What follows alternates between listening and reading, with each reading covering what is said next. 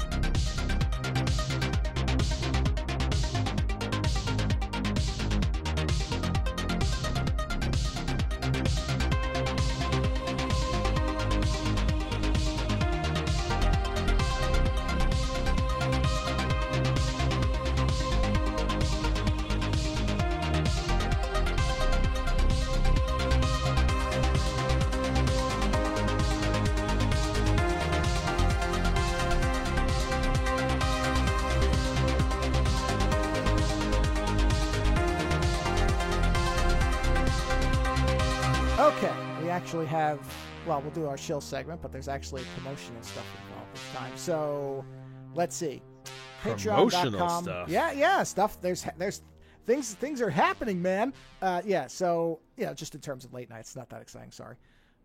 Patreon.com, I don't want to it's not like the show is suddenly transforming. What would be exciting? What would be an exciting level of promotion?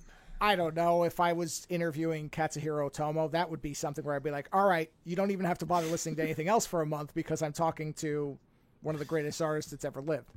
Yeah, whatever. Something on that caliber. Oh, William Gibson has decided to come on and talk to us about Neuromancer because he's completely, utterly bored and has no one else left to talk to because the earth is a cinder. Bored as hell, yeah. Yeah, or Alan Moore has decided that he wants to take us through how vocabulary is magic. That's something where I'd be like, okay. That would be right? A hell of a trip, wouldn't it? It certainly would. Yes. So nothing of that caliber. let me bring the expectation levels down, but we'll get to that in a second. Patreon.com/Ozone Nightmare.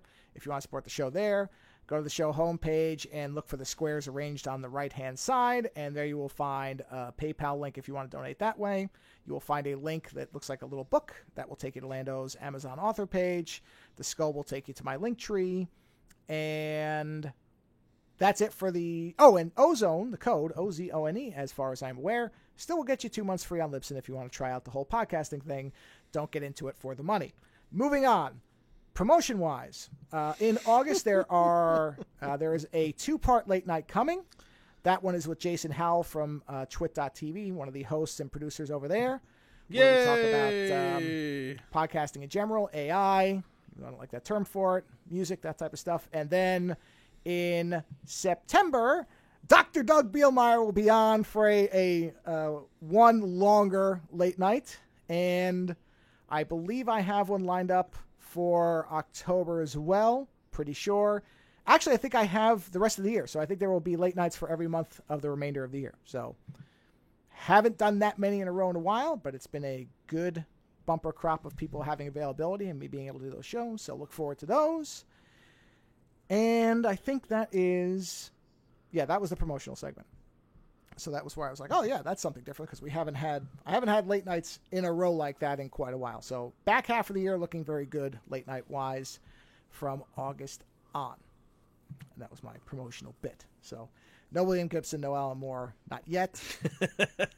To be fair, we've also never tried to contact them. No, but that's one of those things where in the back of my head. Yeah. I never have my one little thing is, okay, because I talk to people who are slightly up a little bit of a rung every time I feel like. I'm like, okay, that's a very slow staircase. Can that staircase get high enough before these people die? Probably not. But there could be a day where, I could reach out and the name wouldn't be, because that's already happened sort of, where somebody talked to somebody else who was on and said, oh yeah, it's a fun guy to talk to. And that's why I think this person came on. So there is that kind of thing.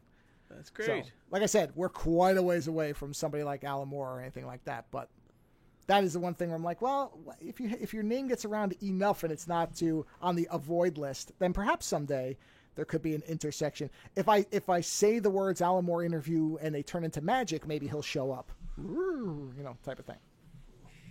I'll try it. I'd love to be convinced. Yeah, I don't know. I made a bunch of weird hand movements when I did it. Maybe that's the key. Maybe I accidentally invoked, I don't know, something. So, yeah. Did you say you had something to open with or no? I wanted to talk about Dead Island 2.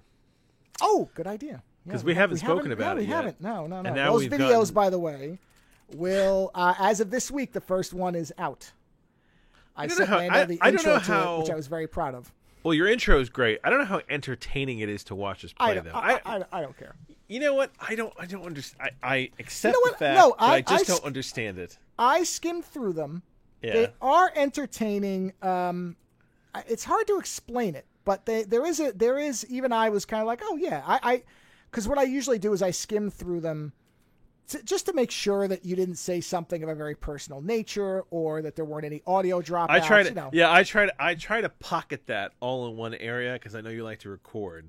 So I try to keep all our personal conversations at one point in the night and then kind of let it go from there on. Yeah, and that generally works. Yeah. But like I said, that's usually what I'm skimming through for. Yeah. But in that one I kind of found myself stopping and watching what we were doing. Oh, because like when the Ricky and Roxy thing happened, I told you I rewatched that whole segment. Because when she falls off the counter and he's going on and we're talking about his thong and all that stuff, that is funny. That stuff's funny. And it is entertaining to watch us drop kicking zombies and being thrilled about the fact that, you know, their skin's boiling off and that type of thing. So there is an entertainment to it. Well, I'll admit that when we started, I was apprehensive. Dubious, right? Well, I was apprehensive of Dead Island 2 because honestly, like, so what was the one we played? Dying Light. Dying Light 1 was interesting, but I got overgored by the game. They were like I think the prison was the pinnacle for me. Where they were like, it's so gory. Yeah, look at all this gore. And I was just like, this is unnecessary. Like, it's one thing if like the was it the World War II zombie game we played? Oh, Zombie Army. Zombie Army. Yeah. I don't mind the Zombie Army games because those get so absurd. You know, like you're fighting magic zombie Hitler. Like it's so absurd that there's no point in realism. You know what I mean? Like the game's not trying at this point. It's just having fun. Sure. Whereas with the Dying Light game, they were like, oh no, imagine if there was a zombie outbreak and it's like a disease and it's like a virus and then what would it be like? And, you know, the game takes itself very seriously. Yeah. What saves Dying Light was the parkour because you were like Batman, especially when you got the grapple hook. Even though the night thing was such a piece of shit, I hate that aspect of it. Where they're like, at night, the super, zombies come out. And I'm like, you know what? Like, and they made it about UV and like it started to like think of like vampirism a little bit. You know what I mean? And everybody was infected and everybody had to take medication and, you know, and I appreciate they tried to do something different. And the parkour was fun once you got a sense of it. But like, they just did that overly unnecessary gore thing. And the game was like grim. It was very grim. And then when they did the add-on was out of the city, and it got annoying because, you know, in the city area, if you fell off a building, you could immediately climb back up, and you enjoyed running from one side of the city to the other because you were like fucking Batman with your grappling hook. Whereas in the add-on, because you're out in the countryside, you could find yourself running forever, just running and running and running. And then the ending, the final ending of the game, was such a fucking bummer of a decision. Yeah. Where it was like either you bomb yourself and everybody. So basically, either you kill everybody, or you accept that you're all going to evolve into creatures that are human during the day and then like mindless killers at night, right? Which again, back with like the weird vampirism. It was such a bummer of an ending for a game that, like, at times was pretty ridiculous. Yeah. Especially, like, you know. So I didn't like that. And then when we did the second one, it seemed to be more of the same shit until they finally pissed you off, and then both of us were like, we're good. Yeah. And we walked away. Yeah. Right? Yep. So when you said, oh, let's do another zombie game, my brain was kind of like, oh, God, another zombie game. But I will admit, Dying Light 2 has won me over. They are not... even though they're set in a world where there's a zombie outbreak and there are moments of realism, there's also a heavy draping of absurdity. Well, let's put it this way. They didn't have it where, what was it, that we had to kill the dog for the kids? Like all that crap that the second one did? Yeah, like they were like getting intentional. Yeah, it never gets that. I mean, there's parts that are supposed to be serious, but they're never in Dying Light, serious. It's perfectly, in Dying Light 1, when we did the add-on, there was that guy who was like taking care of his son. And then you realize that he's basically been feeding people to his zombie child. And you're like, oh, okay, we went there. Okay. Whereas in this game, it's like, yeah, it gets gory and people die. But the thing with the son didn't bother me so much because it's such a familiar zombie idea. It's not something that seems it's still gratuitous compared to... But it's still grim. I mean, it's still grim and awful. Yeah, it's grim, because you're right. Remember, that game handles it more seriously. The dog thing was grim and awful to you. The kid thing was grim and awful to me. What I was going to say is that the first game, I think, came right up to the line of being... Oh, and backed up over it. Yeah. There was, because... I do remember Dying Light would offset some of that stuff. Well, yeah, because you had that guy who was making a horror movie in the first one. Yeah, and he was like, "Go kill zombies, kill them. I'm making a movie." You know, like they had these little moments, but then it's like, "Oh, now you have to knife fight to death with the girl that you dig because one of you is going to become a zombie," and it's like, "Oh, Jesus Christ!" So in this game so far has been fun. There is fucked up shit going on. And I haven't put away the possibility that at the end of the game we're all gonna die. But the fact that there is a character from the first game who has shown up makes me hope that perhaps there is an opportunity that we may survive. Not to mention the fact the way this game, there's no difference between night and day. They're just fucking zombies. But I like that you have the option to play during day because honestly, it's far more enjoyable. It's sunny. You know, like, just because there would be zombies doesn't mean the sun would go away. It's still California.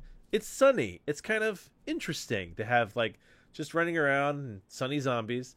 You know, the weapons are nice and ridiculous. It's like, you know, I found a sword and I've put a flamethrower on it. And, you know, like, the modding is hilarious. And to some degree, there's a lot of just kicking, punching, and stabbing going on. It's not getting... that complex. Like there are powers that get layered on, but at the end of the day, if you just want to kick the shit out of a bunch of zombies, you could conceivably just kick your way through this game. Sure. Right? And the story doesn't demand a lot. Like, you know, people are trying to survive. People are trying to get out. People are trying to figure out what's going on. And I like the fact that the main character, or the main characters, because there's two of us, are immune. We are immune to zombie bites, and so far the general idea is trying to figure out how to synthesize your blood into some kind of cure, so that you can, you know, nobody has to worry about an outbreak. They'll be vaccinated. Which, by the way, I do find it hilarious because we were joking during was it lockdown?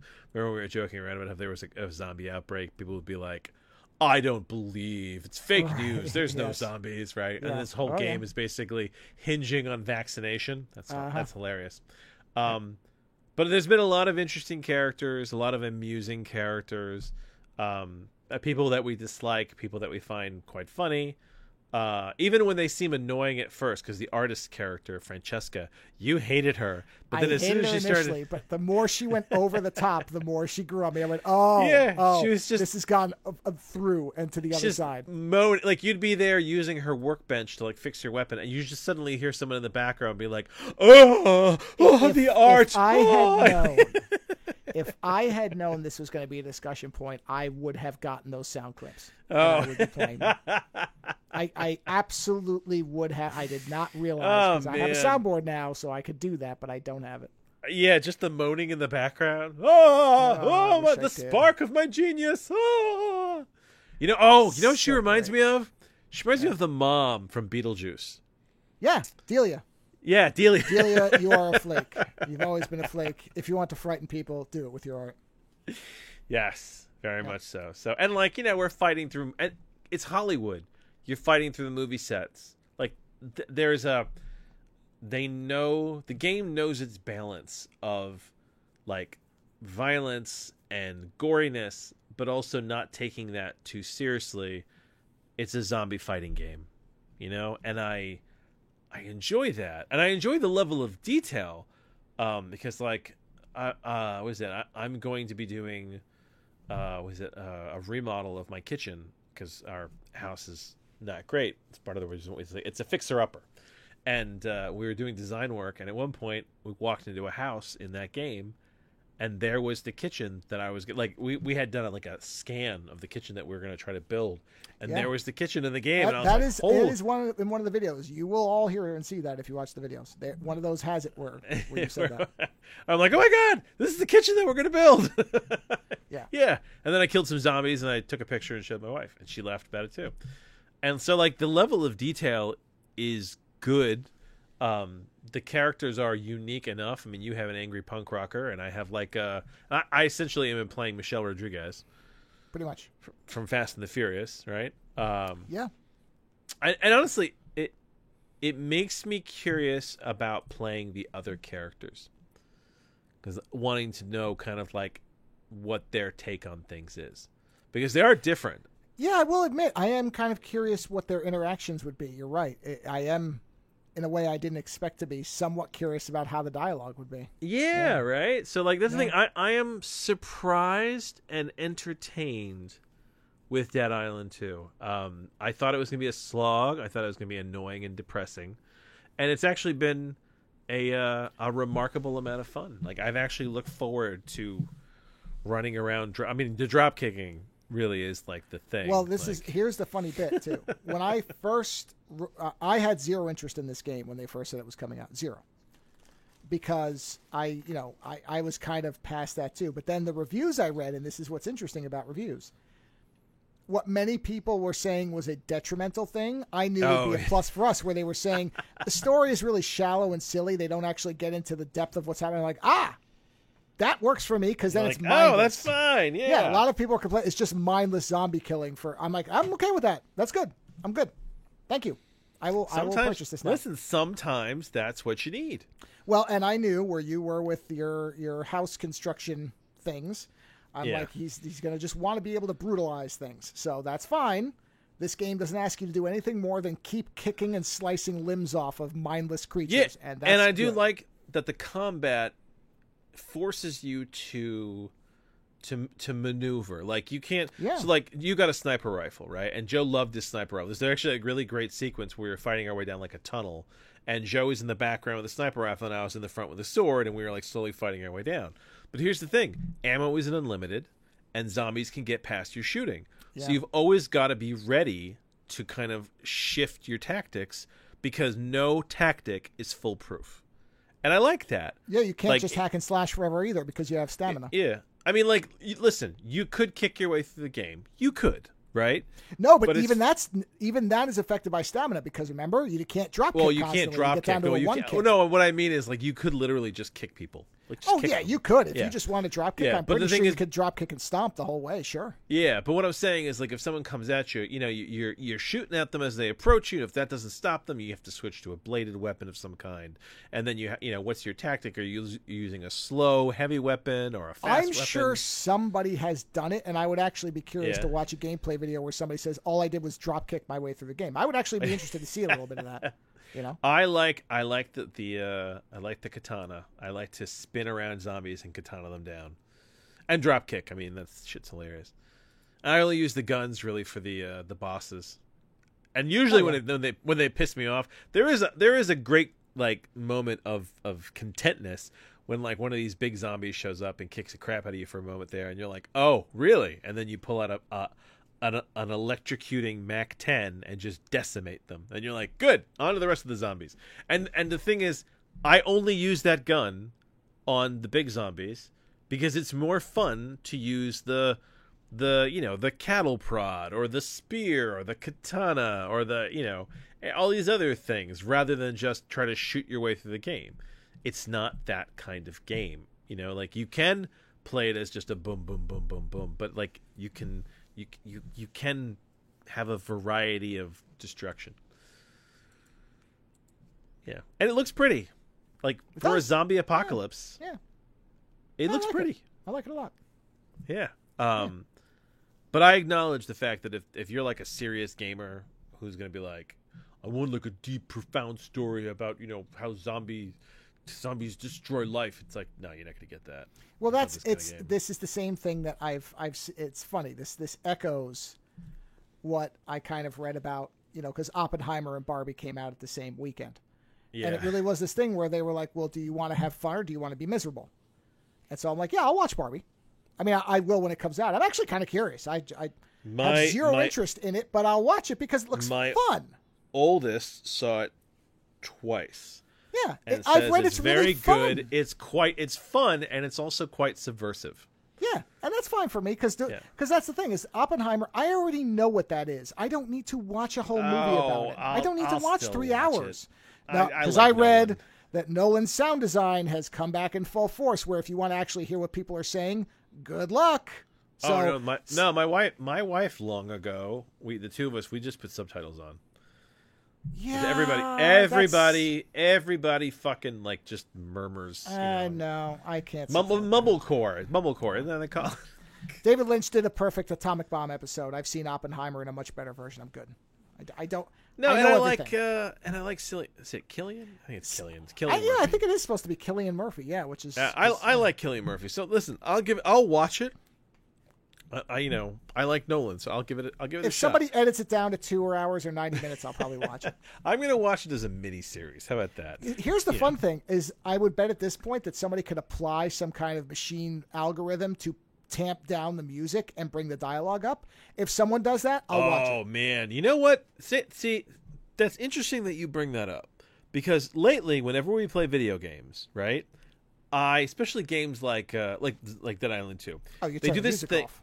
Yeah, I turn the music off because they do this thing, right, where they're like, something bad is gonna happen, something badness is happening, and I'm trying to concentrate on what I'm doing and talk to you, and I've just got this music, like the Psycho music, where it's like, dee, dee, dee, dee, dee, and I'm like, fuck you, music. I'm good. I don't need you to synthetically create an emotion in me. So I just turn the music off. And then I can like run around and kill zombies, and you and I can talk about whether Godzilla's a girl or not, and fuck around, right?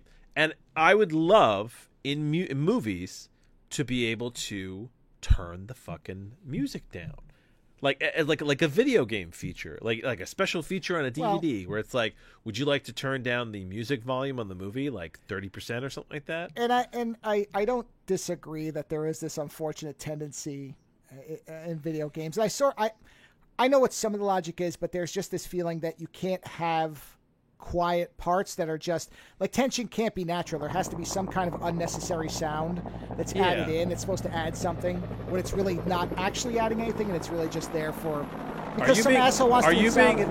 Are you being invaded? Oh! No, I was. It's good. It's a good sound effect, though, isn't it? Yeah, it sounds like you're being invaded over there.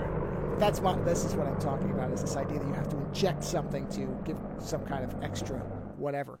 So it is unfortunate that the tension that Joe's about to get swatted or something like that. Yeah, I actually have a lot of helicopters, which is great. I don't need them for much, but I have them. That's very funny. Yeah. But yes, I know what you mean. That idea that artificial, they worry that you're not going to feel it, so they want to create the tension for you. Yeah, and some people love that. Some people do love that. In games like that are open, games like we're playing with Dead Island 2, which is pretty much an open world, a confined or contained open world thing. It's harder to create music for a game like that tells the narrative because you don't know whether you're just standing in an empty room or if you've run into a crowd of zombies. So it's all dynamic, and the problem is it overdoes it. It just who did it really well? Probably the best gaming soundtrack I think I remember. Not the best soundtrack, but the best way they handled their soundtrack was I found the Assassin's Creed Ezio games. Oh yeah, those are great. They knew how to have this kind of quiet background music when you were walking around the cities. It would come in and then it would kind of go out. And then when you were in combat or like cut sequences, they would have like then the adventure music would kick in. But it felt like the music was following your actions rather than trying to tell you how to feel. You know what I mean? Well, and that's I rewatched the other day the shootout from Heat. You know, the street shootout. Yeah. Which has no music, and it is probably the most tense shootout scene in terms of realistic shootouts that's ever been done on film. And it's because they filmed it very. What they did was they didn't. And you may already know this. There was no gunfire inserted into that scene. Sound effect. What they did was they put mics all over the cars, all over the people. They just captured it so that it would be real. Interesting. And that is where I understand why you turn the music off, because I would be interested, and maybe if we play through Dead Island 2 again, I will turn the music off to see what it feels like to play without it, because it is overdone, and it's very frequent that it is overdone. And this again is, to go back to Nolan, this is a movie problem too, where they don't allow anything to breathe. Nolan is guilty of using the music to get you. Now, yeah. In his favor, he does pick really good music because Hans Zimmer makes incredible soundtracks for him. But I think that Nolan can often lean too heavily on that soundtrack. Well, and a great my example problem is his justification to me is nonsense, where he says, "Oh, well, it's because I think the visuals should tell you everything you need." Then make a silent film. Make a movie that like or Dark that Knight. Somebody holds up a cue card or something. Yeah, when he did Dark Knight, Hans Zimmer created a sound for the Joker. Oh, for the Joker. Oh, that's great. Yeah. No, that's great. And the thing is, like, it's great, but you know what? The Joker is bad enough without it, but Nolan uses it and creates this hyper sense. Like, when you hear that noise, I think it's actually in the frequency that causes, like, a sense of, like, disquiet. Yes, right? Yes, it is. Yeah. And it's like, yeah, I appreciate that you're using all your tricks. Well, but I think you lean too heavily on them to some degree. The Dark Knight is a great example of what he did with restraint before, because, for example, in the dialogue scenes, there's none of that, almost none of that. There's in some of it, but for example, the scene where he's talking to Two-Face, his whole "I'm an agent of chaos," there's no music there. It's the two of them talking back and forth. Just chatting, yeah. Right, and it's the actors and the dialogue, and that conveys everything. You don't need to have a pounding score on top of it. And that's where it feels like, because he got this status as, I can't make a bad film, now he's kind of, we've talked about restraint, right? That's his George Lucas problem. You think he's at that point now where he doesn't think he needs to Oh, absolutely. Because back. somebody, I was reading it might have been on The Verge or Polygon, I don't remember, where somebody said they went back and revisited Tenet, which I've never seen. But they said they hated it the first time. I still haven't watched Tenet. Well, this person said, I watched it the first time and I hated it. This time, I didn't hate it as much, but I still can't stand what he's doing with sound and noise. I'm like, okay, well, then I don't need to watch this. So it's one of those things where you still have to be able to understand that I get the artistic intent, but I don't know why it has to be. I guess you can be hostile to the viewer if that's your point, but then it comes off as gratuitous performance art to me. And I'm like, okay, well, that's fine. If you want to nail yourself to the top of a Volkswagen and say that it's a representation of Christ and religion's effect on the world, I guess you can, but you're not going to get a lot of people to sympathize with that argument that way. Maybe do a little bit more nuance. Well, this is what's that movie that the guy made that there's a house and his pregnant wife and it's supposed to symbolize Mother. That's Aronofsky. Aronofsky. I think Aronofsky's another person who went off the deep end. He got to that point where he was like, "I am an artiste," and just went with it. Yeah. Yeah. And I don't even necessarily mind that. And you know what? Listen, on the other end of this, it's going to be like kind of a weird defense. So Ridley Scott, right?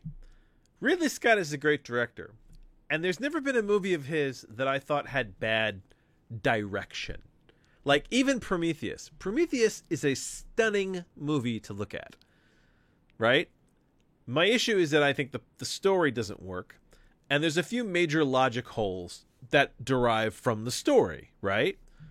But there's never a moment when I'm watching that movie where I think, this looks like shit. No, the direction is excellent. There's never been Oh yeah. a Ridley Scott movie that doesn't look and doesn't move phenomenally. Right. Prometheus, when it came out and got bombed, nobody criticized the visuals. Nobody. No, it looks beautiful. They didn't understand why it was an aliens dumb. movie. Yeah. Well, I don't think the story's dumb. I just don't think it was an aliens movie. I don't mind Prometheus. That movie has actually improved for me a bit. What pissed me off about Prometheus, other than the whole of if a donut is running at you, just run to the side. Anyway, well, there is that. Yes. is outside of these stupid plot holes. Yes. What annoys me is that all the stuff with David was so good, and then it was counterbalanced by so much other shit that was so bad. Well, and that's why that as made I always no do, sense. I will come back and say there was a fantastic fan edit of the two movies called Paradise, which focuses on David and cuts as much as possible of the rest. So yeah. I agree. That's why I only watched that fan edit, but I do. But did Ridley Scott direct the sequels? He did Covenant, yeah. Oh, he did, didn't he? Oh, he did. You know, I still haven't seen Covenant. Covenant it's the same as Prometheus. It's a flawed, beautiful film. There's lots of things about Covenant. It starts with him bombing the engineers, right? No. Well, okay. Technically, that's not in the movie. Technically, that was released outside of it, like Matrix Animatrix style. But they put it in the supercut. The Paradise cut does include it, yes. Now, I think that when Covenant came out, you could opt to play it with it, I think. Yeah. But it was not in the original theatrical one. They released that in between to explain what happened. It was, it was a prequel to a prequel, whatever. So, yes. But yes, the bombing thing was not in there. Yeah. Yeah. So, but that's what I'm saying is that Ridley Scott is one of those directors that he's always been good at directing. Good screenplay, not so much, but he's always been good at directing. Yeah. What you've got now with Nolan and Aronofsky is that like you're right. It's lack of restraint. It's a lack of restraint problem. Yeah. Yeah. And some directors suffer from it more than others. I mean, there's some directors who are almost so restrained they'll never try to make anything outside of their realm. Well, that's the Kevin Smith problem. Yes. I'm just going to make stoner comedies forever, and all I care about is if the stoners like it. And I make money, and I can keep going and making more. Which is fine. I don't have a problem with it. Listen, but don't pretend it's not that. That's my problem. I don't have a problem with that because he basically said, you know what? I didn't want to. I wanted to do something different with my life. This is what he wants to be doing. Enjoy it. Yeah. No, and that's like I said, I have no opposition to it. I mean, I don't want to see it, honestly. No, you know what? I don't think. Where I bristle with Kevin Smith is when he gets angry at people who call him on the fact that he's making the same types of movies all the time, and says, "No, I'm not." Well, yes, you are. You know what? It's fine. I want to just admit it. Clerks 3. Oh God. I talked so much shit about the fact they were making a Clerks 2. I didn't understand the need for it, right? Because Clerks 1 was good. Honestly, I loved Clerks 2. I loved Clerks 2 so much. I loved it way more than the original. I thought it was a great movie. Wow. Yeah. Okay. I did. No, I did. I thought it was. I know you've told me that. I thought it was a very fun flick, right? And especially dealing with that kind of stage in life. But Clerks 3, as I watched some scenes and read about what he did, and I'm like, God, it's fucking miserable. Like, do you know anything about the movie? Yeah, but you know what? That is the same as... It's like Dante's wife and child are dead. Yeah, but that's... Okay, you have to remember... Okay, let me look at something. I want to make sure I have this correct, because I'm pretty sure... So Clerks 3 was... Okay, yes, it was right after his... Or not right after, but it was after his heart attack. Yeah. And that's what I had read, is that movie, for anybody who... It's like Temple of Doom. Now, I love Temple of Doom, right? But Spielberg and Lucas, especially Lucas, has said, oh, I was miserable. I was going through a divorce. I hated everything. And I put all of that misery into that film. That's why it's so much darker than the other two. And Spielberg was kind of like, didn't care because he was having some stuff, except that he made Kate Capshaw. So that's very clear. But he wasn't really enthused about any of it. And so... Which is funny because it's still better than like fucking Crystal Skull or of course it is, yeah, because that was at a point where Spielberg still I mean, he's still good. Don't get me wrong. I'm not gonna say Spielberg's bad, but you can tell Spielberg's kind of. Spielberg is whatever. safe. Spielberg is safe. Yeah, he's Okay. kind of past his prime of I'm really engaged. I really feel like that movie is probably as good as it is because he was like, okay, Cop Show is extremely hot and I'm going to marry this woman. But Lucas has said, no, really, I think that's what kept him. He found his muse. Well, if you look at some of the behind the scenes stuff, I mean, he's not even looking at what's going on half of Spielberg. Isn't looking at much of it. And Lucas has admitted that he was in a miserably dark and depressing place. Yeah. Which is why you have a PG-13 movie where someone's heart gets ripped out as they're dropped into a volcano and incinerated in front of a child. Like it's that's divorce. Right there. The guy got his heart ripped out and incinerated in front of his children.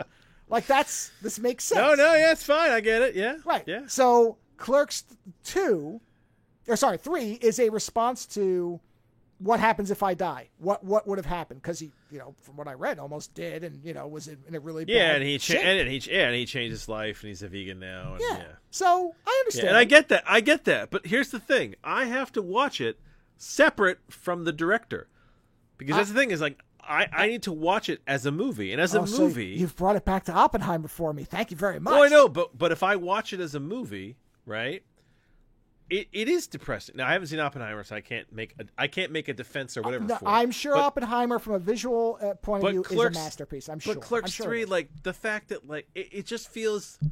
It feels like they fridged his wife. You know that term where they basically. Oh yes, I know it because Kyle Rayner is involved with it, and I fucking hate Kyle Rayner. Yeah, it feels like they fridged his wife. Is that rather than have an evolution of the character where he becomes a father and a husband, they're like, oh no, she died pregnant. He has nothing, and you're like, Jesus Christ, that right there, like it erases the progress of the characters that they made in Clerks 2. And you watched the movie, right? You watched the whole movie. No, I haven't watched the whole movie. Oh, I thought. You only watched clips. Oh, okay, I read about the story, and then I went and found someone who did a detailed explanation of it. I found all the clips that I was curious about, and I was like, okay. I imagine that there are parts of this movie that are very funny. I was like, but the concept of it really puts me off. Because remember, like, we're all sensitive to different things. We always are, right? I mean, like, the whole dog thing in Dying Light really hurt you. The whole kid thing in Dying Light 1 really fucking bothered me. We're sensitive to different things. And I liked Clerks 2 enough that I felt like watching Clerks 3 and this different direction would hurt how much I liked Clerks 2. So I was like, you know what? Fuck it, I'm good. I check out here. Yes, we respond to different things, but I often point out, and I maintain this now, is that one of the games that got the few genuine emotional responses out of me was a child dying in Assassin's Creed Origins, where they make you think you can save the daughter and she drowns. And I was so angry at the fact that the game pulled the rug out for me. But the game uses that importantly because that's what destroys. Isn't that what separates the husband and the wife essentially? No. Well, no. That's his child also dies. And that's why they are separate at the beginning. But no, this is a person you're helping. Oh, at a point about midway through the game. You told me about this. Yeah, there's no way to get there. I'm like, I've got all the skills. Okay, there's a time limit. I just have to get there, and you find she's dead. And it was it's a very good gameplay mechanic because it's you can't save everybody. It's one of those things. It's Clark Kent's dad's heart attack. Right, and the thing that's good about it is where they place it. At that point, you're starting to feel kind of invincible. Once you're at a certain point with games, you got enough skills and everything. You're like, okay, only a boss is going to really be a challenge for me now, as long as I'm smart and I know what I'm doing. Well, no, wrong. And you have to go back and tell the mother. That's the other part. As I think you fish the body out. Well, you know what? Listen, you've put concrete on her feet or something. Passed the sociopath test. Yeah, I was very upset about I'm sure there's somebody out there that's like, what? I didn't get her? Fuck this. X. Just trying to skip through it. Yeah. Yeah. I was pissed. But that's why that game is one of my favorites. Well, you know what? It's really good. I will say this for Dead Island 2. There's a whole thing where there's a board of missing people. And both of us said separately, like, they're going to be dead, aren't they? Yeah. And we were both bummed about that fact. Of like, no, I want to find some people alive. I'm hoping one or two are not. But I do like the fact that they all don't just die of. like zombies eating them. Like the one guy tripped Oh, a trap. the accidentally. trap killed him. Yeah. Yeah. So it's not just you hear them getting eaten and that's it. Like every single Oh, he's time. a zombie now. Yeah. Right. I don't think we've run into that. We haven't had to kill one of them yet, right? Not that I remember. They've all been dead so far when we got to them. Yeah. They were already dead. They've been dead. Yes, they've been dead. I would guess, we don't know yet because we haven't done them all. I would guess we'll have to there- kill one there and have we'll find been- one alive. There have been a ton of people we've gone looking for to find out they're zombies, like the bodybuilders. They were all like, giant zombies. Yeah, which is funny. That was funny. Yeah. But I do like that. So, I do like that we have that reaction to it. Mm-hmm. And and I understand that game design very much is trying to figure out how to make people feel and act. I just going back to the music thing, I just don't need you to push me. No, I'm with you on that. I mean, I got to that point with a game we played at one point. I said, I'm shutting the music off. I don't remember what it was, but I'm like, okay, this is. I think I have turned the volume down and or shut the music off on just Outriders. every game Outriders, I I shut the music off and it was much better. Oh yeah, they had like a weird bad metal soundtrack. I didn't like it, so that helped to push me to do it. But I really felt like that game worked very well without a soundtrack. Best soundtrack is Fallout. I never have the radio on in Fallout. So there's No, I never background do. music, but it's very lightweight. It's out of the way. It doesn't change. It's very, very airy. What's the game with the guy with the paisley shoulders? The one that you like? Is it Almost Human? The cyborg one. Oh no, that's Deus Ex. Deus Ex. Almost Human. Yeah. Deus Well, there's Ex. a game called Detroit Almost Human. That's why I'm like, wait a minute. Oh, that's what it is. No. Yeah, Deus Deus Ex. Ex. I played the second one. Isn't that Deus Ex 2? No, you're talking about Human Revolution, the one where it's all gold. Yes. Yeah. I That's played that actually one. technically the fourth game. Isn't Third it? game. Sorry, I third game. really enjoyed the soundtrack for that. Oh, that's Like, one of my favorite soundtracks. Very in a video good. Game. I still turned it down a little bit, but I enjoyed it quite a bit. Yeah. Just the way it was kind of in the background. Like there's that guy's score is unbelievable. It wasn't invasive. I think I guess is what it is. No, it's beautifully done. I and sleep that's hard. to the soundtrack. Yeah, that's hard to make a soundtrack that is supportive but not invasive to the movie or game. Yeah. I'm trying to think if there's anybody else who's really good at it. Because Hans Zimmer's music is very invasive. His soundtracks are a character. They're a character unto themselves. Yeah, they are. Right? They're confrontational. Very much so. Yeah. And I like his music on its own. And I think I'm trying to think if there's another screener, because like even John Williams is very in your face. But even there with Hans Zimmer, I've heard stuff of his that is not that way. So it also is the director saying, which is a Nolan thing. Hey, Big, I want it big. Go big. No, not that. Yeah. I want a sonic jackhammer so I can crack these people's skulls into pieces. Deliver that for me, please. Because Hans Zimmer Hans Zimmer did Gladiator, and it's not like that. Oh no! When that music, the music at the end where he's like, you see the ground that's what I'm moving into saying. him. Is it doesn't? It's not because Hans Zimmer is inherently given to making music that is that way. No, you're saying it's he because can be someone's subtle. Yeah. Yes. If somebody says to him, "I want that," he can deliver it, because that is something that I think that Hans Zimmer is unfairly getting tagged with, because he does all these Nolan pictures, is now people refer to him as having this aggressive score. Yes, he does in Nolan's pictures, but that is not that Hans Zimmer can't do anything else. He's doing what's asked of him. But if you want to go back and find movies where he's done other stuff, you will find You know who's a really quiet movie scorer is the soundtrack Not to James Horner. No, Da, da, da, da. Well, that's John Williams. But same idea. the guy Cliff Martinez. I think it's the guy who did. Oh yeah. What do you call it? The remake of not Somnium. Jesus Christ, what's Suspiria. it called? Well, he did Suspiria too. Yeah, you're right. But he did what did he with do? Clooney. God damn it, Solaris. Yes, there you go. Yeah, he did the Solaris soundtrack, and I love it because it's there. It's always there in the background, but it doesn't overwhelm the movie and what's going on.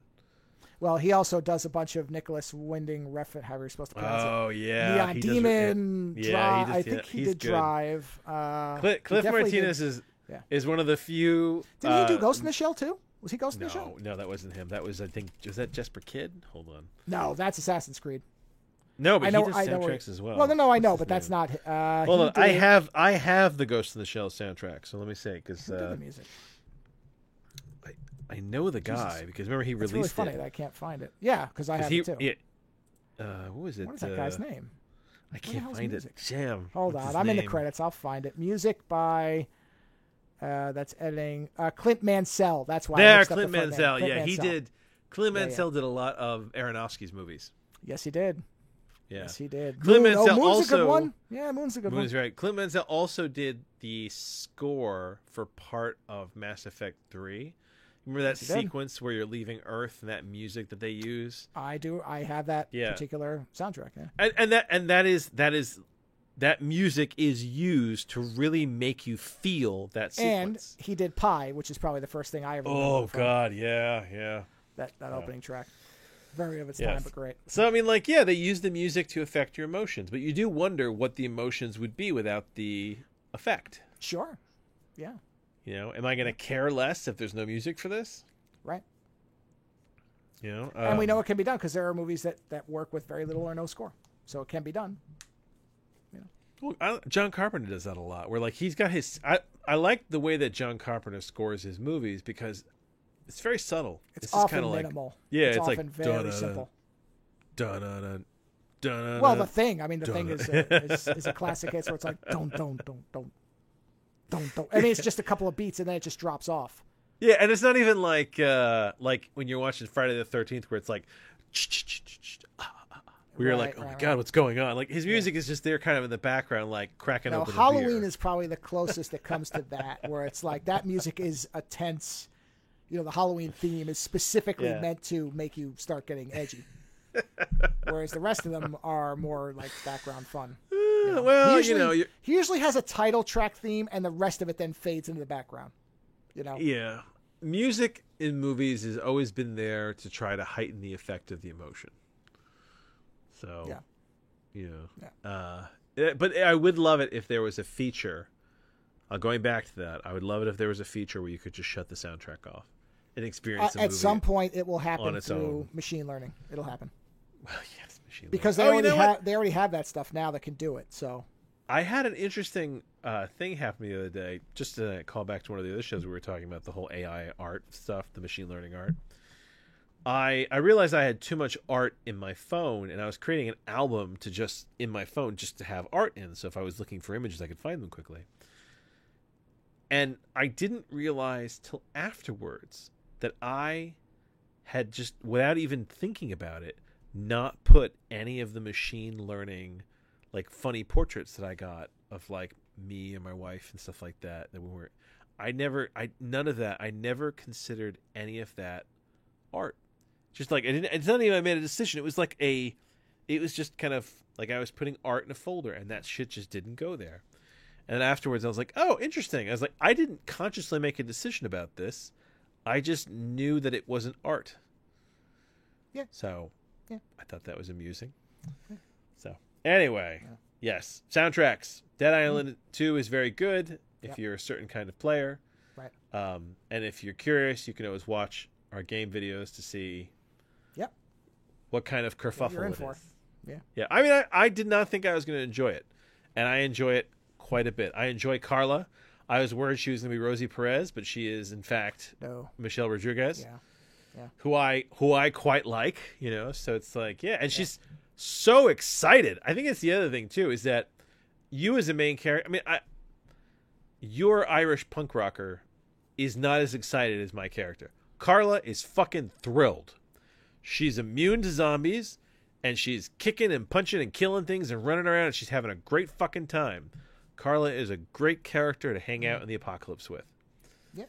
Although your character is very funny. Well, my character enjoys chaos, but not when she has to directly interact with it, which is pretty much like me.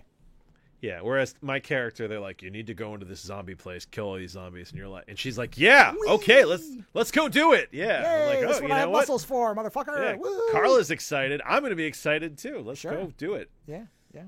It'd be nice to have more. I mean, imagine how different fucking Metal Gear Solid would be if God. if Solid Snake was like If Snake was excited really about it, If it was really excited, you know, like it was like, Yeah, yeah, fuck yeah, I'm gonna go fucking stop these people. Yeah, you know.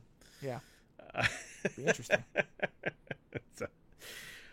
You've got reviews for me. What do you got? I do.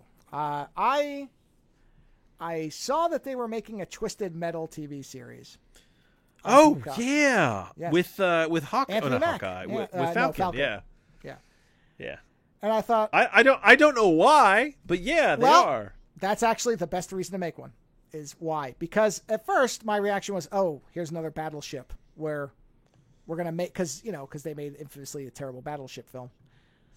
I've played they did. Twisted Metal 1, 2, 3, Black, and I think it's called Road Ramp. I don't remember. There was one that was kind of a neat, cartoony looking one. So I haven't played every Twisted Metal, but I've played at least half of them, or at least the big. Well, I mean, they're great. Ones. They're great driving fighting games. Yeah, they're great fight games, but they barely have a story. There's no story. Well, there's not no story, but it's so minor that once I thought about it, I'm like, well, they could really do whatever they want because they only have to establish a few basic things, which is they have to have reasons for people to be in cars that are bashing into each other or shooting at each other. Well, they've made Mad Max films, therefore that's not much of a stretch. And the thing I wasn't sure about is how do you set the world up? Like, how do you get to what this is? Because that's the part where in the games, it's highly inconsistent and really doesn't matter. Dude, you don't really we were playing on an obstacle course on top of buildings. Right, that's what I'm saying. So you understand that the world has obviously gotten meaner, or meaner than it currently is, by not by much. Is it supposed to be like a near future? Yeah, because the cars you're driving are somewhat contemporary cars in most cases. They're not hypercars or space cars. They're supposed to be relatively grounded cars that have enhancements. In theory, I mean, not to get to the top of a building because you don't really see how you get there. You just get there. But on the ground, you could put machine guns onto cars. You could armor cars up so they could bash other ones. You could put jets on them and that type of thing. Yeah, I mean, the flurry of missiles and some of the other stuff is a little bit outrageous. Yes, certainly. But, I mean, they built a tumbler for Batman, so you can make cars into tanks. So, yeah, the world itself is just wrecked. You don't really know why. It doesn't matter. Calypso is generally the reason the tournament is happening. He grants a wish to whoever wins, but even that comes and goes a bit. But it's somewhat consistent that he's involved. I didn't know anything about that. Have you never watched the PlayStation 1 cut end titles that they filmed? The live action? Oh, you should watch them. Yeah, you should watch them. So wait, what is this? So look up PlayStation 1 FMV. What? We'll be here forever. Just tell me. Oh, well, I mean, there's ones for different ones, but like Sweet Tooth is a homicidal clown, which is, I bring him up because, of course, he's the face of the franchise. And at the end of that, he shows up in his ice cream truck with a woman who's a hostage, and he's won the tournament, and Calypso says, okay, there must be some mistake. You can have anything you want in the entire world, and you asked for this, and it's a paper bag that he's named Harold.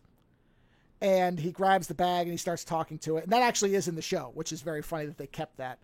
And so, but the real thing about that is how awful the full motion video is. But there is a story. There is a basic story, which is if you win this thing, you get, it's the idea of you get anything you wish, but usually it's a perverted version, kind of the Jin idea where, oh, well, if you don't wish very carefully, you can say, I want the biggest dick in the world. And it's actually a piece of metal that makes it so you can't move. You know what I mean? It's like that kind of thing. There's usually a dig to it.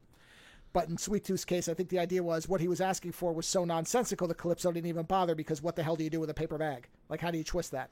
Yeah. But in any event, so at first it sounded like a stupid idea. Then I thought, well, it's actually the best kind of thing to adapt. There's really no story, so there's nothing to really get wrong. You invent it, and if the story's good, you're not really contradicting anything because there's not much to contradict. This is the one thing you can't screw up, or in theory you can't really alter, is Sweet Tooth. And they don't. Sweet Tooth is essentially the same or a variation that's close enough to what he's always been in the games, which is a homicidal clown with an ice cream truck and wearing a mask. That's it. And he's not wearing a shirt and he's got polka dot pants. That's as much, and they even do the flaming head thing at the end. I like the fact that they waited. They didn't set his head on fire the whole time. Because some people were really bothered by the fact that he just turned into a demon, as opposed to what was supposed to be Well, in Twisted Metal Black, he's cursed by a priest, and that's why his head's on fire. So, again... Sure it is. Okay. Sure it is. So, Anthony Mackie plays a character named John Doe, who is, I believe, and one of the characters from one of the games is named John Doe. And he ends up driving Roadkill, which is one of the cars from the game, but not till way into the series. So it starts off, and he is a delivery driver. They call him Milkman, who does deliveries between these walled cities. So they did the Judge Dredd thing, where now this is the strange part. All right, so they're just like sci-fiing this up where they can. Yeah, there was a catastrophic. They say it's a power grid failure, but it looked like it was an EMP. It doesn't matter. Maybe it was a solar flare. They never really specify. But specifically in 2002, all current technology that was electronic got fried. Everything. TV, cell phones, all of it.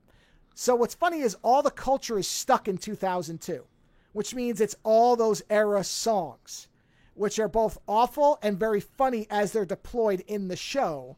Because in the show, they treat the most disposable, who cares, one-hit wonder songs as like eternal hits because nothing came after them. So there's an entire sequence built around the thong song. And it's actually really funny because it's like a weird alternate present is what you're saying. Yes. Kind of like in Fallout, everybody loves the 50s music because that's what the era evolved with. In this, because everything stopped in 2002, whatever was seen as popular is now persistently the classic whatever. You know what I mean? Yeah, it's funny. So far it sounds interesting. Yeah. So I like what I actually had a lot of fun with the series. Now it's, there's not a lot of heft to it. It's supposed to be fun and over the top, kind of Dead Island-ish in a lot of ways. And that's what I think it does very well. It didn't try to get, outside of a few short moments, it never tries to be all that serious. It embraces the fact that it's a ludicrous premise. So there was the 2002 event that shut everything down, at which point all the cities, for whatever reason, walled themselves off. And now anybody who goes in between, that's basically like the Wild West, where there's bandits and murderers and roving, psychopaths and all that stuff is in between. Why? Never explained. And there are certain cities that are seen as worse than others. Like New Chicago, for some reason, is apparently the worst one. But it's never really specified, why it's the worst. And New San Francisco is the best one. I don't know why. It doesn't really matter. So Anthony Mackie basically drives packages between these places. And they're often things like at one point he delivers dog food. He's running around shooting at people. They're shooting at him and he's delivering dog food. So they give him gas. Then he goes to the next place and, and that's the whole thing. It's the whole setup of the classic delivery driver thing. So he goes to New San Francisco and he's brought in, which is very unusual to be brought into the city for any reason. Usually you have to stay outside and they give you the package, but you're not allowed in. And he meets Raven, who is Neve Campbell, and she's the mayor of New San Francisco, and she says, I need you to deliver a package. If you do, we'll bring you in here, which is a huge thing to him because he has no memory. He doesn't know who his parents were. He's always been a driver. That's all he's ever done. And so that's the premise of why he's going to make this dangerous run to New Chicago. And so he gets this. He doesn't know what it is, and he's not allowed to ask. That's the what he gets him. He gets a MacGuffin, is what he gets. Well, no, they tell you what they do. Show you what it is, which is hysterically stupid. But so he agrees to the run, and he has to go to New Chicago. And basically, the bulk of this is he has to do it in 10 days. So it's the Escape from New York thing. It's Escape from New York, Judge Dredd, and Mad Max, all welded together with Weird Al writing the script, I guess. So, for example, Sweet Tooth runs Las Vegas. Now, I knew Sweet Tooth was going to be in it. And the thing is that anytime you've got the homicidal clown character, you kind of know what you're going to get, right? I mean, there's only so many ways they do characters like this, a big over-the-top character. So I'm like, oh, okay.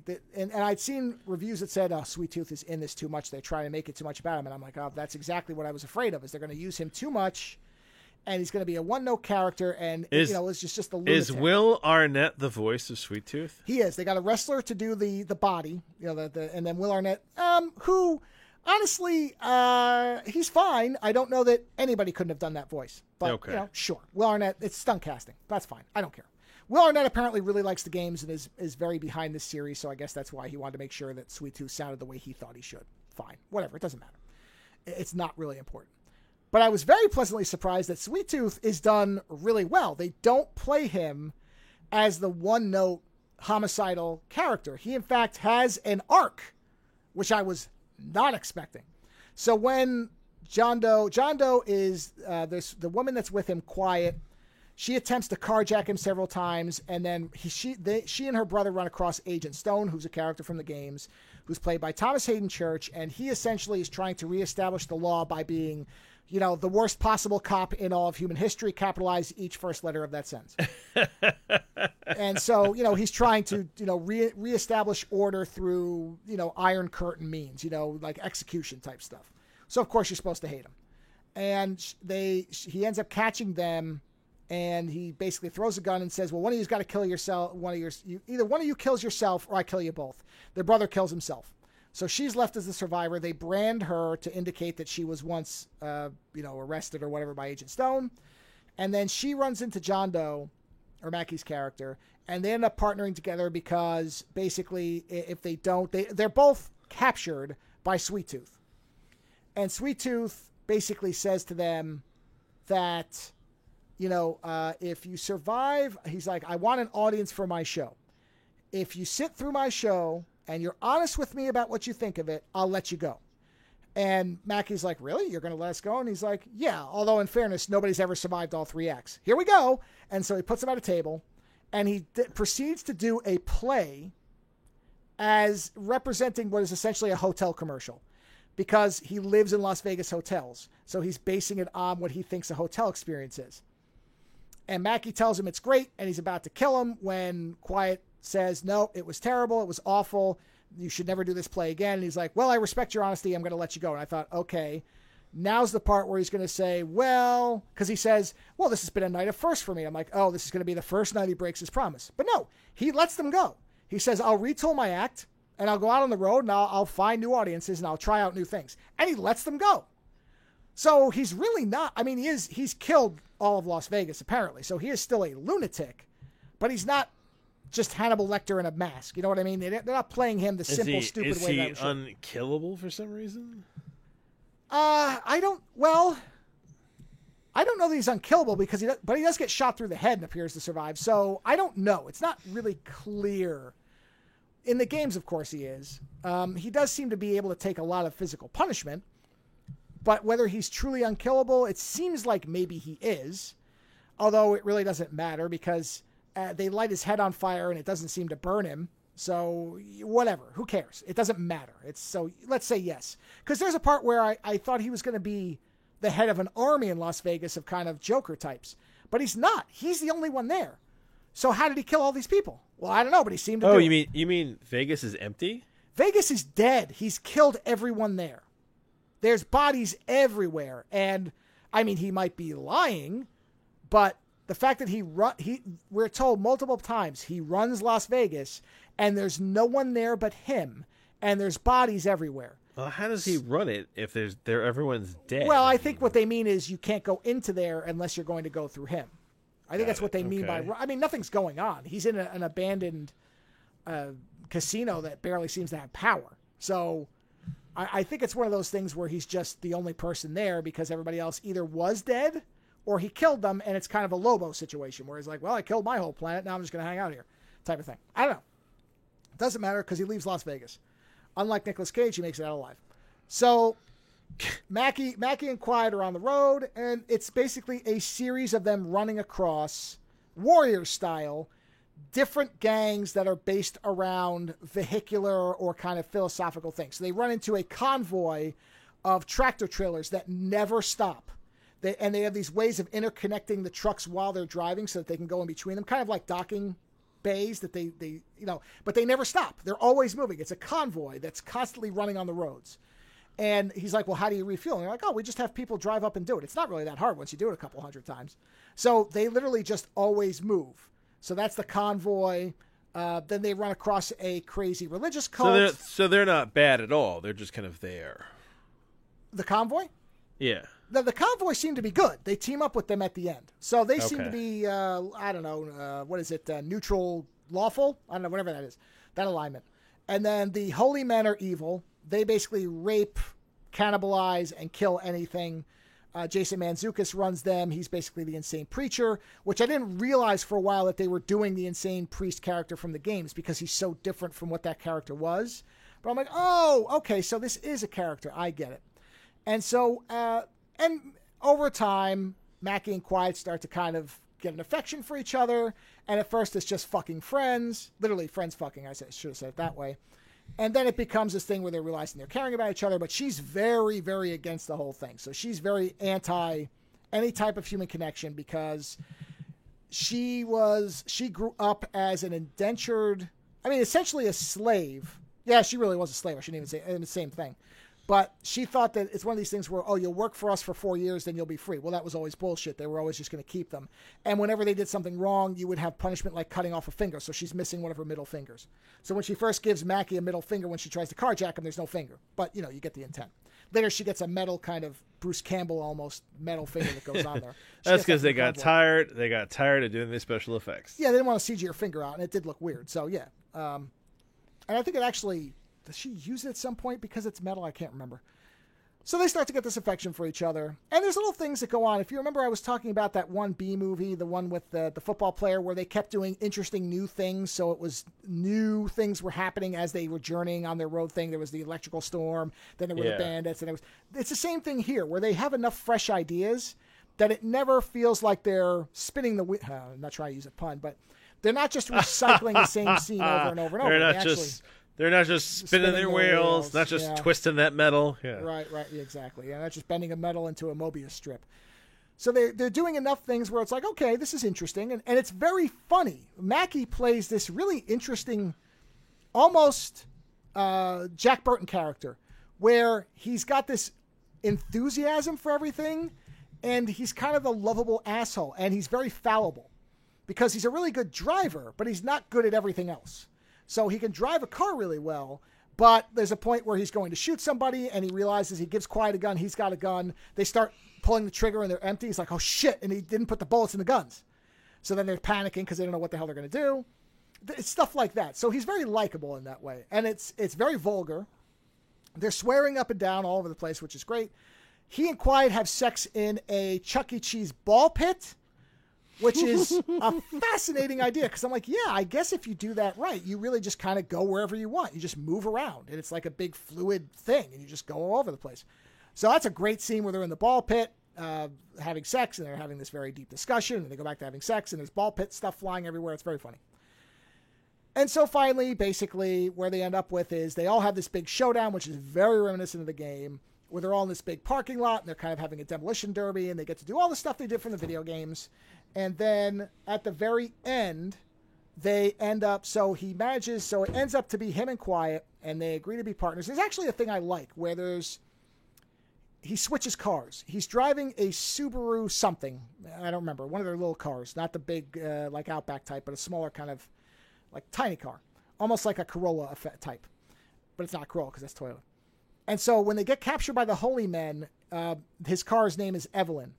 And basically, the thing that you understand is that the one thing that he really cares about above everything else is the car, because you get flashbacks to when he was a child. And you finally get the explanation of what happened, which was his family was assaulted by bandits, and his dad said, just drive the car, and then he got into an accident and hit his head, and that's why he has amnesia. So he's grown up in that car, and that he's been attempted to be sodomized, eaten, all this shit, and the car has gotten him out and kept him alive. So the car is essentially a person. It's like the dog, a dog that he's got. Yeah. And so there's a point where they're at the Holy Men thing, and him and Quiet find a way to escape, but they've got the car. And she says, we've got to leave. And he's like, I'm not leaving without the car. And she says, okay, if we're going to leave here, we have to leave the car. And he says, well, then just go. I'm going back for the car. At which point, that's like a major thing. Like she's very, very, that's a betrayal for her. Because he, at this point they were kind of getting involved. And now it's a realization that car in this moment means more to him than she does. So she's like, well, I hope you get fucking killed. And she leaves. And she's driving away and she doesn't look back. She doesn't turn around. She's just leaving and leaves. But as she's leaving, in the background, we see him and the preacher fighting. And there's a point where gasoline gets spilled out of the gas tank of the car because they gotten shot with a bullet, and the car blows up. Ooh. Which at this point in the series, I was like, holy shit, they blew the car. And I thought, okay, the car's going to survive. No, the car's fucking toast. He survives, but he's all fucked up, and everybody else just leaves because they assume he's dead. And she sees the explosion and assumes he's dead. So then she leaves and thinks he's dead. Well, he tries to recover the car. It's impossible. The car is toast. So how does he get, I think he takes a different car. Yeah, he must have boosted another car somewhere. And she goes back and runs into him again on the convoy, or right before they get back on the convoy.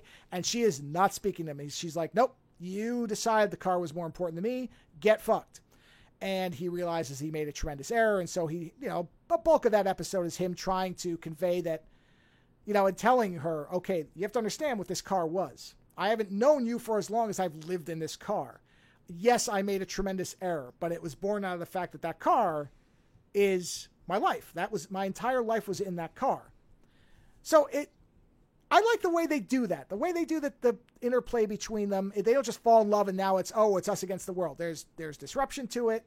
It's not just, I'm in love with you, therefore everything in my life now doesn't matter before you. It's a nice way of reinforcing the fact that they haven't known each other that long. So I like that. And then they end up getting a new car, which is basically like a 90s Camaro. And that's the roadkill car from the games. And then they get into this big battle with Agent Stone. Sweet Tooth is there. They light his head on fire. There's a whole thing with Sweet Tooth, too, where you see that. Okay. Now, you will be very surprised by this particular segment. Because I don't know if Sweet Tooth ever really had a backstory. At least I don't remember any from the games I played, right? I don't remember any backstory in the games. It was just some of them do. No, some of them do. In Black, they do get into some of the backstories. There are some, but they're generally not that deep. And I don't remember Sweet Tooth. I watched Sweet Tooth's Twisted Metal Black videos. They never get into his backstory. It's all present day stuff. He's got a flaming head because he was cursed, but he was cursed because he was murdering people as an adult. They never show what brought him to this. In the show, they go back, and he was a child actor with parents who cared more about the show than him. And there was a new actor on the sitcom he was on that was more popular than him. And so he hated this character, but you didn't see who the actor was for a while. And then there's a part where they're filming an episode and the door opens and a golden retriever comes out. And everybody's like, oh, and they're all going crazy because, of course, it's a golden retriever, why wouldn't you? And he gets so infuriated that he takes a set of sewing needles and butchers the dog to death on the show in front of everybody, and that's what gets him committed. I'm surprised that you survived that. You know what? I didn't care. It was so over the top. You never see the dog. You never see what's going on. That helps. But the fact that I didn't care is because the series at this point was so disconnected from reality that I was the same way. I was like, oh no, he's going to kill the dog. And then when he did, I'm like, yeah, I don't really care. It was quick and it's off screen, whatever. And it was just fast. So for some reason, it didn't bother me at all. Because I guess in my mind, I was just like, oh, maybe he just scratched its paw. Didn't dwell on it. Okay. Something. So that they do the Sweet Tooth backstory, which I'm sure bothered some people. And then we get to the end and there's the big fight. And so they managed to deliver the package right on time. But Nev Campbell says, oh, no, the deal was for you. She's not coming in. It's one or the other. And this I actually really liked because he's like, well, then I'm not coming in. Forget it. But he'd spent all this time explaining to Quiet why it was so important for him to go to New San Francisco because he wanted a place, a home. He'd always lived on the road. He had no family, no nothing. And so she's like, well, you can't not go for me. This has been your entire life's dream. You're not going to stop it for me. And he says, no, I'm not going in. And so she pulls a gun on him and says, you are going in. And he's like, what are you talking about? I'm not. And then she shoots him. And at first I'm like, why the fuck would she shoot him? And then she turns to Nev Campbell and says, one of your citizens needs medical attention, and they have to drag him in. And then she leaves with the car. I'm like, oh, that's clever. I like it because he's basically, bleeding to death, so he can't really resist. And it's a way to force them to take him in, and then she just leaves. And then you find out, of course, that Nev Campbell has an ulterior motive. Oh, the package, by the way, was Rocky Road ice cream that she'd never tried before, and she didn't particularly like it, so she doesn't even eat it. That's the package. Which, it's absurd. Fine. It's funny. It's funny enough. I didn't mind it. And then you find out that what they actually want him to do is be in the tournament because Nev Campbell wants to win, so that Calypso has to give her her wish. Now, you never see Calypso in the whole thing. You hear his voice apparently once, but he's more of a mythology figure, a Kaiser Soze type than anything else. So I didn't even think they were going to really concretely say that he existed, but they do. And so the series ends where you see that Sweet Tooth is still alive because he gets shot in the head, and that's why one of his eyes, because in the games he's always missing an eye. And he had 2 eyes through the whole series to the very end. He gets shot, and one of his eyes is missing. So he's still alive and running around. Agent Stone maybe kills himself, but you don't see it. So they're just setting it up so everybody can come back. Quiet's on the road and runs into what ends up being John Doe's sister. John Doe is told that actually he lived in New San Francisco. His family lived there, and so he's actually from there. But that he's going to lose all of it if he doesn't go into the contest with Calypso, and that's where it ends as a cliffhanger, which, of course, I'm just expecting them to cancel it now, of course. But well, because you enjoyed it. You enjoyed it, therefore they have to cancel it. I had fun, therefore it's going to have to get canceled. But honestly, I thought it was a blast. I would say that anybody should watch it if they're in for a fun series. It's definitely not what I was expecting from a Twisted Metal series. And I guess you're right in that the Twisted Metal series didn't have enough of a story for them to really get hung up on it. So they just said, hey, let's get some cool cars and some smashing cars and make our own story. I honestly think it's probably, and I've now read a lot of positive reviews. I'd read a couple of negative ones when it first came out. Now I've read far more positive ones. So I think people have figured out it's not meant to be a serious series. See, Twisted Metal Black was a serious game. It was trying to be a very grim, dark, before even DC got on that. Well, it was being a very Dark Knight type of version. That's why it's called Black. And I think people thought because that was the last really well-received entry that had story elements, I have a hunch most people thought that's the route it was going to go, and maybe they weren't ready for the fact that this is very over-the-top absurd. And that's why I think it works, because there's no way this would work as well as a serious thing. It's just, I can't imagine how it would be done with all these characters in this kind of world and not be silly, because then it just becomes Mad Max. And we've seen that. So by going this route and by having it set in that certain amount of time where it's frozen, that allows them to do funny things with songs of the era and people treat them seriously and we as the viewers laugh at it. You know what I mean? Yeah. Like the part where Sweet Tooth and John Doe are singing the thong song is funny because they're harmonizing. And the reason that he doesn't just kill Anthony Mackie's character is because Mackie likes that song and is singing it with him. So he's like, oh, okay, you're hitting the notes right. All right, you can live and you can watch my show. It's ridiculous. And they go through the entirety of the song. I mean, it is ridiculous. But it works. It works really well. So I had a fun time with it. You might enjoy it if you ever get the chance to watch it. Unfortunately, it's only on Peacock. So I think it's on YouTube, though. The Peacock, yeah. Yeah, that's the downside. But I would say for most people, I like the fact that it didn't try to do too much with it. It just went with the absurdity of the premise. And it pays off. Now, it'll probably get canceled, so it'll also be for nothing. But if it doesn't, I would definitely... And they're only 30-minute episodes, so it's short. Yeah, Anthony Mackie, he was... I worry that he's like the kiss of death for a TV series. Like, he's a great actor, and I like him, but was it... I think this is... If this gets canceled, I think this will be like the third series he's been in. Because he jumped on... Didn't he jump on... the what do you call it? Oh, Jesus Christ! The Richard K. Morgan series that I didn't want to watch. Altered Carbon. Did they jump on the Altered Carbon series and they canceled it? Well, he was the body of the second one, but that was always that one was always going to get canceled. Oh no! I know, but what I mean is it's the bad luck. It's not him. It's not Anthony Mackie, but like I think there's another series. Hold on, I think what protects him. Sorry, I swallowed wrong. Is that universally, even in the shows that people don't like, even this one, the negative reviews made a very specific point to say he's the best thing in it. Oh, yeah. No, Anthony Mackie's great. Yeah, so I don't know that's because I of think, that. I mean, I think this. I can't remember. this what it one was. has a high likelihood of getting canceled. I thought there was 2 series that got canceled that he was the lead in. I can't remember. Either way, I like Anthony Mackie. Honestly, I'm quite curious to see what they're going to do with his Captain America, like the Falcon America, whatever way you want to call it. And I like the fact that he's willing to do kind of whatever roles. I mean, he, because he also did that. Have you seen that movie where he's a cyborg? The movie where I guess I must not have. Which movie? Yeah, I think he did it it's either for Netflix or for Prime, where he plays a cyborg and he's like behind enemy lines, basically like being a soldier. Oh, I didn't see it, but I know what you mean now. Yeah, I think it's not a great movie, but it's a fun movie, and he's fun in it. And it's like, he's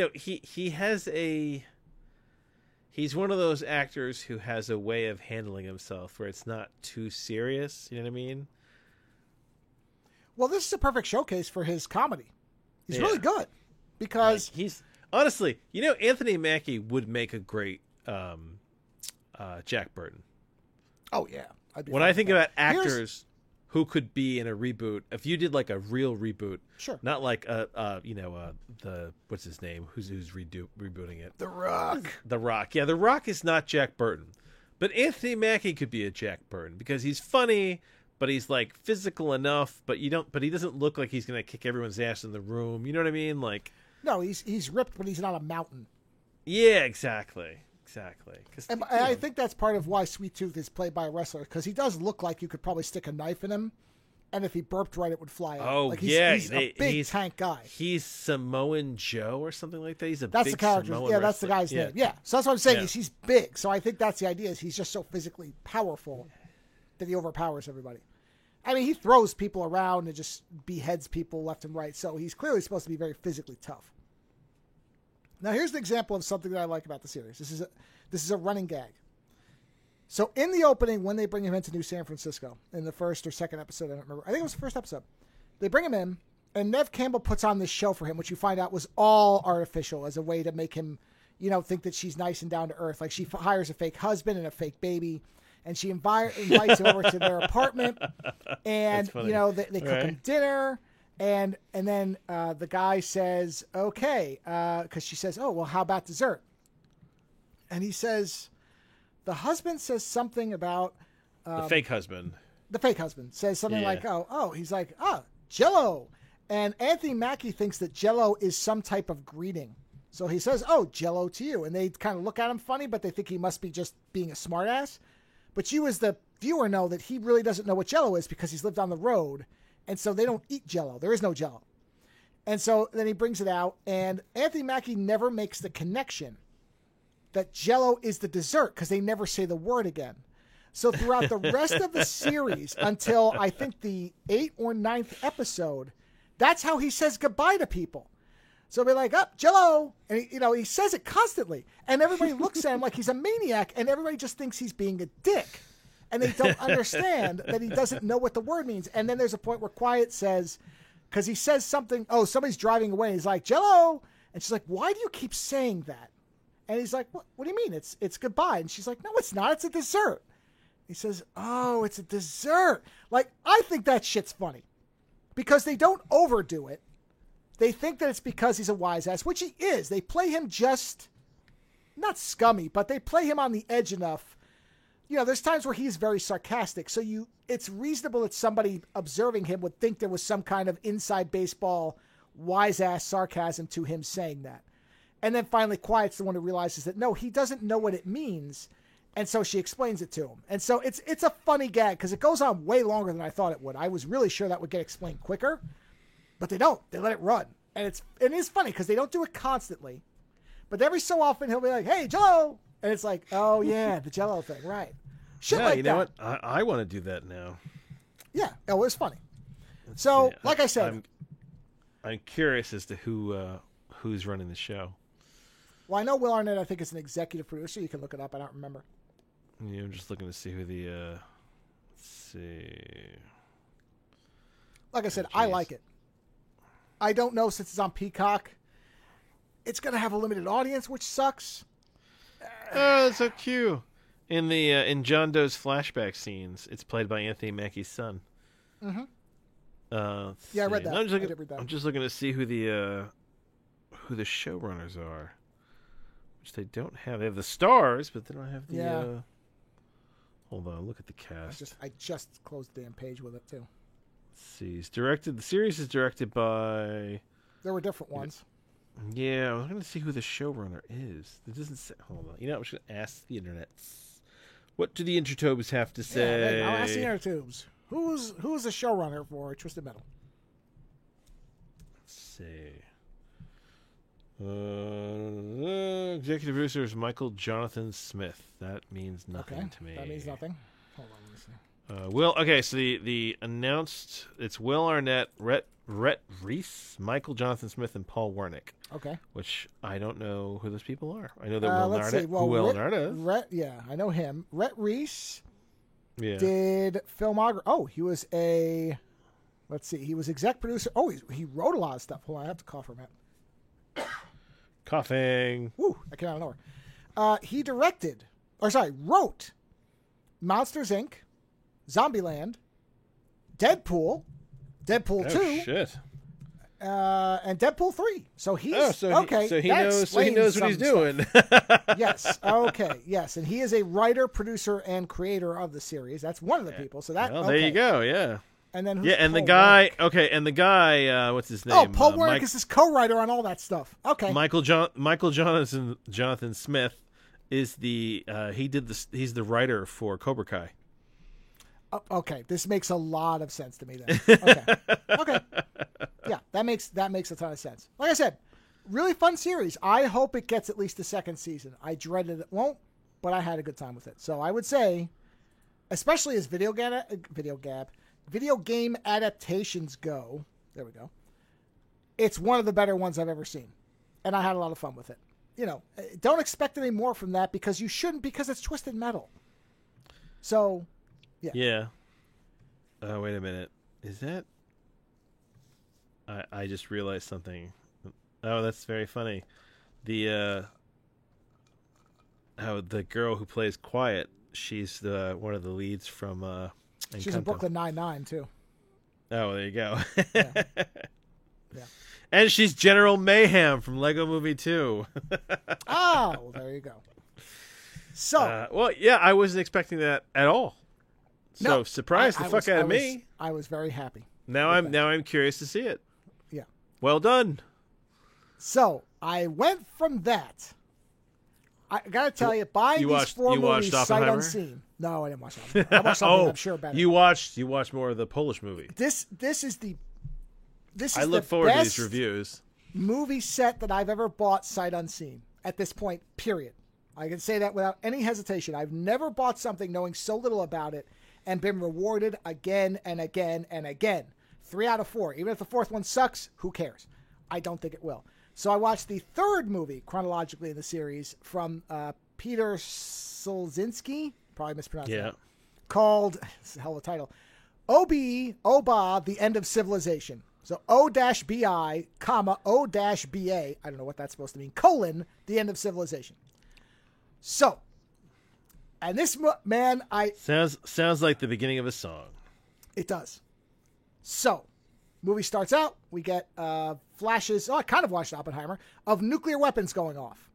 And it's, file footage. And we get a overlaid voiceover saying that there was nuclear war, and as a result of the war, there's a heavy degree of radioactive fallout. It's never specified where this is, but everything is in English that you see written. So again, you have to think, doesn't mean anything, just saying that it's very, wherever. And as a result of the fallout, the decision was made by someone, we don't really know who, but basically a concrete dome was constructed to shield the survivors until such time as the fallout either dispersed or they were rescued. So it certainly sounds like the entire world didn't go up, possibly. We never really know, but essentially that's what it lays out, and that is then, I'm pretty sure, supposed to be voiceover by the main character, who it's very unclear what the people, quote, in charge, who they really are. because he is they talk about the fact that he's a master of persuasion and has some type of psychological or psychology training or psychiatric training, something. They never specify, but something where he's somebody that they want to talk to people to persuade them to figure out what's going on. He's almost some kind of psychology investigator type, almost like a forensic psychologist, I guess.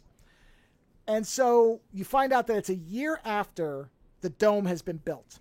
Even that is somewhat questionable because the first thing he says when the movie starts is, "It's been a year, I guess." So that may or may not be true because, of course, when there is no day or night cycle, you lose track of days, so it's hard to say. Oh, yeah. So does the dome, is it blacked out the sky? Well, there's all neon lights, but you see nothing of the outside. It's literally like a black sphere around them. You don't ever see it from the outside, but you never see, and there is only there is no sunlight. There's no skylight. There's no nothing that has an outside light because it's all radioactive fallout. So is it all filmed at night? Well, it's all filmed inside because it's interiors. Okay. So you only ever see concrete walls with neon artificial lighting. So there's never so the dome is like a building. Yeah, the movie takes place entirely inside it. You never see it. You're told that they're inside a dome, which is probably for budgetary reasons. But it looks like it's filmed in what's likely a power plant or something where it's just concrete corridors and big open spaces. That's all you ever see until the very, very, very end. But we'll get to that. And so this character's name is Soft. All these characters have interesting names. Soft, Empty, Craft, stuff like... They've these very, very workshop-like names for the most part. And other characters that you don't see just don't have any names at all. So this individual, his boss or whatever, shows up and says, "I need you to find out who is planting these leaflets about what a group of people called the Boers, Boer. It's never explained who they are or whether they're even real. But the idea is they're in 1984, how there's the always war against whatever Pacificlandia or whatever it is. Yeah. I believe it's supposed to be that type of enemy that you're meant to always think that the people who are with you are helping to defend you against. Because there's a part in the opening where he says, "The people that we defend hate us," and the word defend is in quotes. So I'm like, okay, this is kind of specific storytelling, right? And again, 1985, communist Poland, like there's stuff going on here. Especially this guy, yeah, he's not right. Exactly. Yeah. Everything has intention. Correct. So his boss says, "I want you to find who has these leaflets and try to and stop it, because it's if it keeps going, then we're gonna have to make an example of this guy." And then the boss says, "Boy, I wish we had some police around here," and then wanders off. So I'm like, oh, okay. Well, they're not the police then, and they don't appear to be the military. So somehow these people are either, I think they were put in charge by somebody who's not there. That's my impression, but you don't really know. But everybody just, the most you ever see in terms of weapons is nightsticks. And they're wearing what looks like, extra, like surplus hockey gear. They're not even in body armor. So it's like, did somebody shove them in here and just say, watch these people until, whatever, and they just left? I don't know. It's never made clear. So Soft is going around, and his job is he basically goes around and talks to people and tries to work out what's going on for this guy that he works for, who's played by the same guy who played the main character in Gollum. This guy clearly likes that actor. A lot of actors from the other two movies show up in this. I recognized a lot of people. So he's wandering around, and he's kind of interrogating people, and you see that in the main, promenade of this dome, this big empty space, there's just a ton of people that are literally just milling about. They're just kind of standing there and shuffling back and forth, and they're all in like heavy tattered robes, and they're starving, and they're just not doing anything. And over the course of the film, what you find out is that there's really nothing for them to do. They literally just got shoved into this dome with no thought of what to do to occupy their time.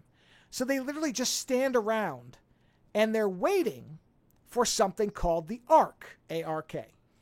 And as they're milling about, you hear this loudspeaker that says, "The Ark doesn't exist. Today is what you make of it. The Ark doesn't exist. Today is what," over and over on a loop the whole movie whenever they're in this space. But interestingly, when Soft talks to a young child who sits near one of these loudspeakers, he says something about, "I don't care about the Ark." The child says it, and Soft says, "Oh, so you don't believe the Ark exists?" And he says, Well, it has to exist because the speakers say it doesn't. Therefore, it must. And I'm like, holy shit. Okay, we're getting into fucking heavy territory here. This is like I don't ignorance trust is the strength speakers. type shit, Yeah. you know? Yeah. And so Soft is going around, and he has a girlfriend who's a prostitute. And he goes into well, I guess the brothel is what it would be. It's kind of a bar/brothel where she works. And he's like, and he seems to be, throughout the whole movie, the only person who feels like he has to get out of this place. Everybody else just seems to accept that they're stuck there. But he is actively begins to really try to want to get out. He says to her, why don't we just leave? And she's like, well, go where? And he's like, I don't know. I'll find someplace where we're away from all these people. And he's like, and he says, I don't want you doing this. But isn't there still radiation outside? Well, there is. That's the thing. Is outside it is minus 30 degrees, and radiation will kill you within a space of a few hours. So that's why when she's saying, well, where will we go? But he's just at a point of misery of where he is. And he says, I don't want you doing this anymore. I don't want you, selling your body. And she's like, look. She's like, I sell my body, you sell your mind to them. It's the same difference. She's like, yeah, right? That's what I'm saying. It's fucking guys' movies, man. I dig them. So she says that is a pretty effective line. Yeah, it is. And she basically shuts him down. There's nothing to say after that. She's like, once we get out of here, I'm only for you. But this is how we have money and how I can survive. So I've got to keep doing this. And he basically, accepts it because, this is clearly an argument they've had many times. It's being made for us now as the viewer. So he leaves and, he's got all these things where he figures out who's got the leaflets or is secretly planting these leaflets and says, be more creative with it. When you plant the leaflet on this guy, because he says, why are you doing this? Do you care about this person? You don't want to, why do you keep doing this to, rile him up? And he's like, oh, no. He's like, I don't give a shit about him, but he's a really good chess partner. So I get him riled up so that he'll play chess really well against me. And he's like, well, if you keep doing this, they're going to kill him. And the guy's like, well, I want to keep him all riled up and engaged in the game, but I don't want him to die because I don't have a chess partner. I mean, it's that level of I don't give a fuck about this person except they play chess against me. That's it. Literally the only caring he has. And he's like, okay, fine. He's like, keep planting the leaflets, but put something in there about his wife and adultery or whatever, and then he'll be ashamed to show them to anybody. So he'll still be riled up, but at least then he won't show anybody, and you've taken this headache off me. So he's a clever guy. Like, it immediately gets you the idea that he is smarter than most of the people he's Well, he's clever, and that's the problem, isn't it? Right. So, yeah. As time goes on, it becomes very clear that he knows that the Ark is made up. And in fact, he has this discussion with someone where he's like, because he brings this person in because it's reported to them that the Ark is having a engineering problem that if it's not addressed, that the Ark will have some type of collapse. And that's where they're talking about, if we're exposed to the outside, that's it. And so he brings this engineer guy in and he says, hey, you've been identified as an engineer and we need you to, fix this thing. And the guy's like, no. And he says, what do you mean no? He says, no, I'm not going to fix it. He's like, why? He says, because what? Why fix it? He's like, it's hell out there. What does it matter if we die now or we die later? Why should I fix it? There's no point. It's just prolonging suicide. What would I do that for? And he says, okay. Yeah. Oh, yeah. And so the engineer says, I recognize you. You're one of those people who run around preaching all the spiritual stuff.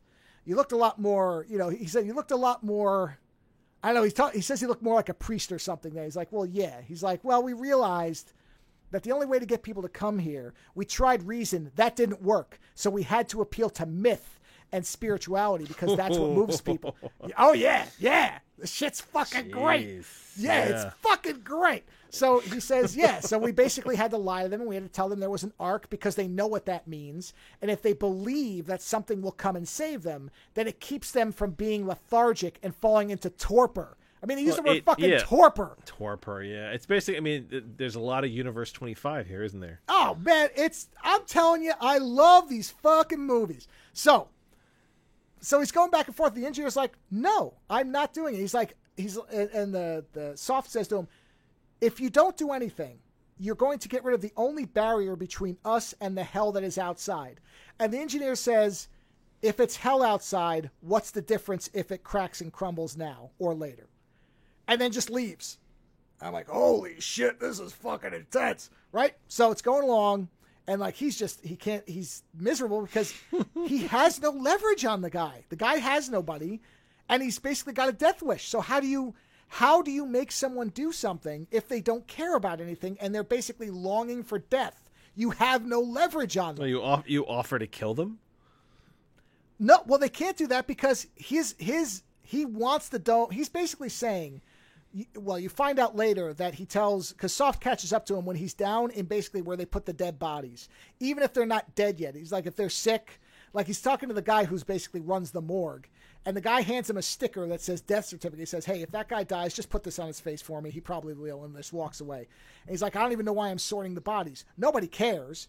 It doesn't matter. And what you find out is that there were originally 2,000 people. Now there's about 850 because they're just dying off from boredom and stagnation and having no hope. They're just dying. And so the boss is really concerned about trying to do something because he's like, we have to get them motivated. Otherwise, there'll be nobody left and we're all just going to die in here. But even Soft is like, what are we holding out this area for? What is this for? And so he goes down and finds, this is later in the movie, but I'm skipping ahead a little bit. The engineer tells him, oh yeah, I couldn't save this dome if I wanted to. They only built it to last a year. So it's going to crumble because they didn't care. He's like, nothing will save it. But that's at the end of the movie. So this is all for nothing, you find out eventually. But in the meantime, Soft kind of thinks about the fact that the spiritual thing worked and says, you know what? I wonder if I can get a Bible and I can start getting people into, the Bible again, and that will stir them out of their lethargy. So he goes, and during the movie, you see at points, you remember in Fury Road where he turned on the water and they all crowded for the water and then they turned it off? Yeah. All right. There's something similar in here, except it never turns off.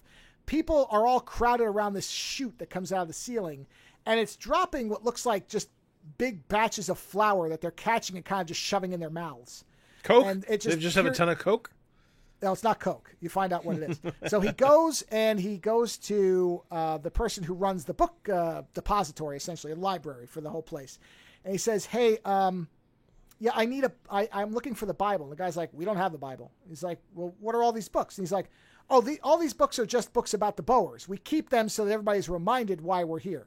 Everything else we got rid of. He's like, what do you mean? He's like, they came in and they said, if it's not about the Boers, get rid of it. He's like, well, how did you get rid of it? He says, well, I bring it to this guy that works up in the, the upper floors or whatever. He's like, all right, fine. And he goes and he finds that guy, and that guy is sitting there over these giant grinding tanks where there's like liquid in them of some kind. It looks like it's almost concrete, but it's more swirly, more liquidy. And he's just kicking books into it. And the guy says, well, what are you doing to these books? And he's like, ground up celluloid is really good filler. It makes you think you're full, so you just keep eating it. They're feeding them shredded books that have been ground into a flour-like material. I'm telling you, this fucking movie's great. So he's like, do you happen to have a Bible? And he's like, oh, Bible. Yeah, I kept one because it was leather bound, and I thought it was a shame to just grind it up. So he goes over and he takes it down and he hands it to him and he opens it up and it's literally just the leather binding of the cover. He's like, where's the pages? He's like, well, I ground the pages. Who gives a shit? He's like, but that cover is really nice. He's like, I'll give you some paper. You can shove it in there. You tell him whatever you want. And of course that completely defeats the point because he wanted to read the book. Words. Yeah. So he just throws the leather thing into the grinder to be ground up with everything else. And you see the Bible getting ground up. And I'm like, holy fuck, man, this fucking movie. So there's this guy who in the beginning of the movie kept telling him, hey man, there's something I want to show you. I'm going to show it to just you because you're the only person I trust. And he's like, okay. He's like, I got stuff to do. I'll come find you in the afternoon. So after he finds the grinder and all this stuff, he goes to see his girlfriend. And his girlfriend lives with these really rich people, rich for this thing, because they can afford to build their whatever this is in the dome out of real wood. So it even implies that there's like a Blade Runner kind of, scarcity to natural resources. But because they were so rich, they could build their entire flat out of wood. So she takes him up there and she's got a little room and they're like, yeah, they rent it to me for nothing because they think I'm amusing and I'm colorful and they like to keep me around. And so they're in the room and he's kind of in despair about, I've got to get you out of here and we've got to get out of this place. And she's like, well, again, go where? Where's there to go? We can't leave. And he's like, well, there's got to be someplace even in the dome that we can go. And then he catches the sight of something out of his eye and he opens up her shutters, which overlook this big empty space over the floor of the dome where all the people are milling about all the time. And they've got these high wires and there are other prostitutes that are practicing wire walking. And he's like, what is this? What are they doing? And she said, well, when the Ark shows up, it's almost a sure thing that there's going to be a crowd rushing to get to it. So if we learn how to wire walk, then we can walk over the crowd and get to the Ark faster. And that way we don't have to be down there with them and we don't risk getting crushed. Right? Which has it has a logic to it. I went, oh yeah, it's just the endless amount of metaphor he's just like throwing at you. Okay. Right. So he says, okay, and he leaves. And he goes, and the guy catches up to him and says, hey, I want to show you that thing that I've been meaning to show you. And he's like, all right, fine, show me. And he takes him to the secret spot in the dome that's behind like this heavy metal door, and he takes him down. And he says, here, you're going to need a scarf and some clothing because it's cold. And he's like, okay. And he puts it all on. And they go down into this room. And when they get into the room, the Soft looks around and he's like, okay, what is this? And he's like, and the guy, I don't even think the guy has a name, but the guy says, well, look, here's what it is. He's like, if the Ark doesn't show up, then there's a good chance the dome's going to crumble. And you can't survive outside of the dome. So I essentially built an interior bomb shelter that's a fridge. And I've been stockpiling food. And that way you and I can stay down here and we can survive till the Ark shows up. And Soft is looking around. He's like, you built a fridge? He's like, yeah. It'll protect us from the fallout because the walls are thick and it's behind a couple of metal doors. He's like I said, I've got food, and I've even got women. And he goes over and pulls his curtain aside, and he says, here are a couple of my favorite women. I'll thaw them out when it's just you and I in here. And it's two women who are dead, frozen, naked. Oh, God. And Soft is like, holy shit. And then the guy kneels down in front of this little model of what looks like a biblical ark that he's built that has like a little jack-in-the-box crank on it. And when he cranks it, it rings some bells and little wings pop out. He must have killed a bird and built these wings into it that open up. And he's like, Ark, come and save us and take us away. And Soft just kind of backs away from him and locks him in there and just shuts the door and pulls everything off it to just leave him to die. Because he's like, this dude is a fucking maniac. And just leaves him in there. Right?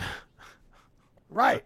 So, and now Soft is becoming more and more despondent because he is surrounded by lunatics. There's no books. He can't figure out a way to get people to not be these basically zombies who are just waiting to die. And then it's very Universe 25. You know what? Yeah. What's the name of this movie? Oba, The End of Civilization. Look for a picture of a skull with lipstick on it or lip marks on the teeth. O-B, O-B-I, comma O-BA. You just do that, you'll find it. Right? And what is the rest of it? The End of Civilization. Yeah, cheery title. Okay, so as he's interrogating people, he hears that there's a secret hangar within the dome that has a plane in it. Right? And he's like, really? Okay, I have to find this hangar. Now, in between all this... And why would other people not know about it? Well, I mean, he basically almost kills a guy to find out. So apparently it is a well-guarded secret. But during the movie, there's points where they're showing how the economy works. And the way it works is at one point he takes some silverware that's silver, literal silverware. I think it's 2 forks and a spoon. He takes it to a guy and trades the spoons for food. And then the guy makes the currency out of that silver. So he trades in the silver and they make these little pieces of metal that they call arcs because the only currency that's accepted is that which is in the form of the thing that's going to save them. So even if you have a precious metal, they don't care. They want these little, I don't even know how, they look like little triangles with holes punched in them of metal. And that's the currency. And again, the whole thing about I only accept arcs. They're called arcs because they refer to our great savior that's coming. It's like even the economy is tied into religion. You know what I mean? It's like metaphors on metaphors on metaphors on metaphors. So there's a point where, so he finds out about the hangar. He goes to the hangar and finds a guy in there who is, so there is a plane and it is in the hangar. And the guy says, yeah, but the plane's all ripped apart. And the guy's like, you're not going to fly that anywhere. And basically what you find out is that he rips pieces of metal off the plane and makes the currency. And it doesn't really matter if it's silver or not. That's just another myth they've spread around that everything is made of silver. He's like, they don't know. They don't care. I just make it out of this. I am the economy. I just make it up. He's like, I just stamp this metal. I tell them it's silver. How the fuck do they know it's silver or not? So he's like, I run the money here. I'm the king of this place. I'm like, holy shit. right? So Soft starts beating the fuck out of him because he realizes that the one thing he thought was a way out, which was the hangar in the plane, he's not going to be able to get anywhere. Number one, it's a giant like Boeing thing, not a little. It's the way I think the audience and the character just automatically assume that it's a little plane that he might be able to figure out how to fly, but it's not. It's a giant airliner, which you can't just fly if you don't know how to. There's no indication he knows how to fly a plane. But still, I think it was the idea that there was a way out, and now it's completely gone. There is no plane. There is no way out. And as he's beating the guy to death, he stops at one point, and the guy's bleeding, and he says, "Where would you go anyway? Do you even know where you would fly to? What would you do?" And Soft has no answer because he doesn't know where he would go. He doesn't know if there's a world out there. And he says, not only that, that plane might be able to carry 200 people, and there's just short of 1,000 still here. Are you going to do a lottery? Are you just going to leave them? Is it just going to be you and a couple of people you care about? You think you're better than me? Have you even considered what the morality of leaving on that plane would be? How would you do it? And Soft basically just kind of gets dejected, and his shoulders fall, and he leaves, and he goes, and he grabs his stuff. And I really don't know what the intent is for him at this point. I really don't, because every means of escape is gone. I mean, it's a dark fucking movie at this point. Well, it is, but it doesn't feel like it's a suicide. It doesn't feel that way. Because he goes to get the girlfriend with his stuff as if they're going to leave. Because at one point he had said something about there are places in the dome where there just aren't people, and can it just be us somewhere? So I think that's the idea. Is he just wants to my question her. For that is like, where do you get food then? Well, I think the idea is that he's got stuff. He has a bag with stuff in it. So I think his idea is if we're going to die, let's die together, which I understand. That makes sense. That's what I think it is. But we're never explicitly told. So you can read whatever you want into what was going to happen. But he goes to get the girlfriend, and he goes up to her room, and he looks around. She's not there. And then he sees that the shutters are open, and she's out there practicing, and she waves at him, at which point she falls off the wire. Of course, right? She falls. And hits the floor. Yep. You assume dead, but we don't know for sure. But I mean, she fell pretty far, and you see her body laying there. But all the people are just kind of shuffling past her, so you don't really know. So then, he doesn't know what to do. He's kind of wandering around with his bag, and he runs into the kid that he talked to earlier. And he says to the kid, he's like, the kid's like, "What are you doing?" And he's like, "Well, I'm trying to find a way out of here." And he's like, "Well, even if you find a way out of here, where are you going to go?" And he's like, "I don't know." And he's like, "Well, I just want to get out of here too, so take me with you." And he's like, "Well, I don't really even know where I'm going yet, so I can't take you yet." And he's like, "Well, come back for me." And he's like, "All right, I will." And he's like, "Well, how do I know you will?" And he's like, "Here's my bag. I will come back for this. That way I'm not lying to you. Once I figure out something, I'll come back and I'll get you, and we'll go wherever it is. We can get out of here." Just to try, I think at that point, he's like, "Can I get one person and save them? One person in this whole fucking mess. Can I stop from being like everybody else?" At which point, there's a huge boom, and the outside of the dome, there's a huge crack, and part of it collapses in. You see this huge light from outside. And everybody just starts going towards it. Like exactly what the woman was talking about. They all start crowding. They're stampeding over each other. The kid gets killed. He's trying to avoid getting killed. They're all just rushing with their hands up towards this light. And I'm like, okay, I've watched the other two movies for this guy. So is this going to be that they all go into the light, it fills the screen, and they all die outside? Or you don't know. You don't know what happens, right? Because it's even though they say the arc is fake, there's also this thing about spirituality and there's all this stuff. So it's what the kid says. They say the arc doesn't exist, therefore it must. Right. Yeah. So will it actually be real? So he gets to the light and everything goes white, and I'm like, oh shit. But then we see him outside. He comes out and he's outside the dome. It's all snowed over, so it is frozen, and he's got his bag. So he got the bag off the body of the kid. He gets out. Interestingly, he's all by himself. There's no one else there. He's out in the snow, and he's wandering around, and he looks up, and he sees not an arc, but a hot air balloon. A hot air balloon with one person in it. And when he looks close, it's the girlfriend, and she's waving to him. Okay.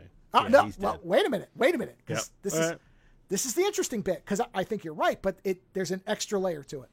So she throws down a ladder to him, and he climbs up the ladder, and he kisses her.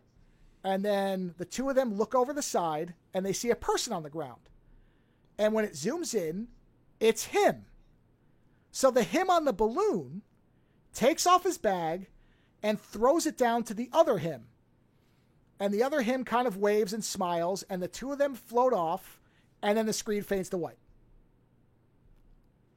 So, is it his spirit leaving his dead body in the snow? That would be his. Yeah, it feels like his spirit leaving his body. Yeah. Right? It's the reality versus the fantasy. So the reality is that he is out in the snow by himself with his bag. But the fantasy is that he's flown away with the woman he loves. Right. I read another interpretation that said that was his fantasy leaving him, his realization that there is no escape from the world as it is. So he will die out in the snow, but what he saw was the last illusions of his dream of escaping going away. Which, sure. I mean, either way, he's going to be dead. It's whether he's dead right then or dead later. How dark do we want to get? Yeah. Right. Yeah. And that's the movie. Well, it's fucking great. It's like that. It's the Brazil. It's the Yes. Brazil ending, isn't it? Yes. I mean, Potentially. to some degree, Terry Gilliam was watching movies like this because I'm sure I'm pretty sure this predates Brazil, doesn't it? 85. Brazil was what, 90 something? I think so. Brazil. Yeah, I can see Terry Gilliam having 89, maybe it was seen 89. these movies. No, same year, 85. No way. Yes, same year. The same year? Yeah, I think. So, yeah, you know what? So, basically what you're telling me is some shit was going on that vibrated two people in a very similar way. Yeah, hold on. I want to just check the year. Oh, 85. right, Yes, 85. Same year. They both count the same year. Same year. That's creepy. Yeah, right? Well, something was going on, man. Something that year. I'm telling you. Or building up to that year. Something, Yeah. because those are similar messages. I mean, the end of Brazil and the end of this movie are in line. You know what the only difference is? This is the only difference is. All right. And so Terry Gilliam is American. So Correct. Terry Gilliam's version of it is that Lowry basically gets to escape into his illusion and his body is left behind. Sure. Right? Whereas this is the version of somebody on the other side of the Iron Curtain, Right. who basically watches their fantasy fly away and is left behind to die. Yeah. How's that for an altering point of view of what side you were of the Iron Curtain? Yeah. So yeah, intense. I mean, there's a fourth movie. Yes, the fourth movie is called Gaga, the Blood of Heroes, I think.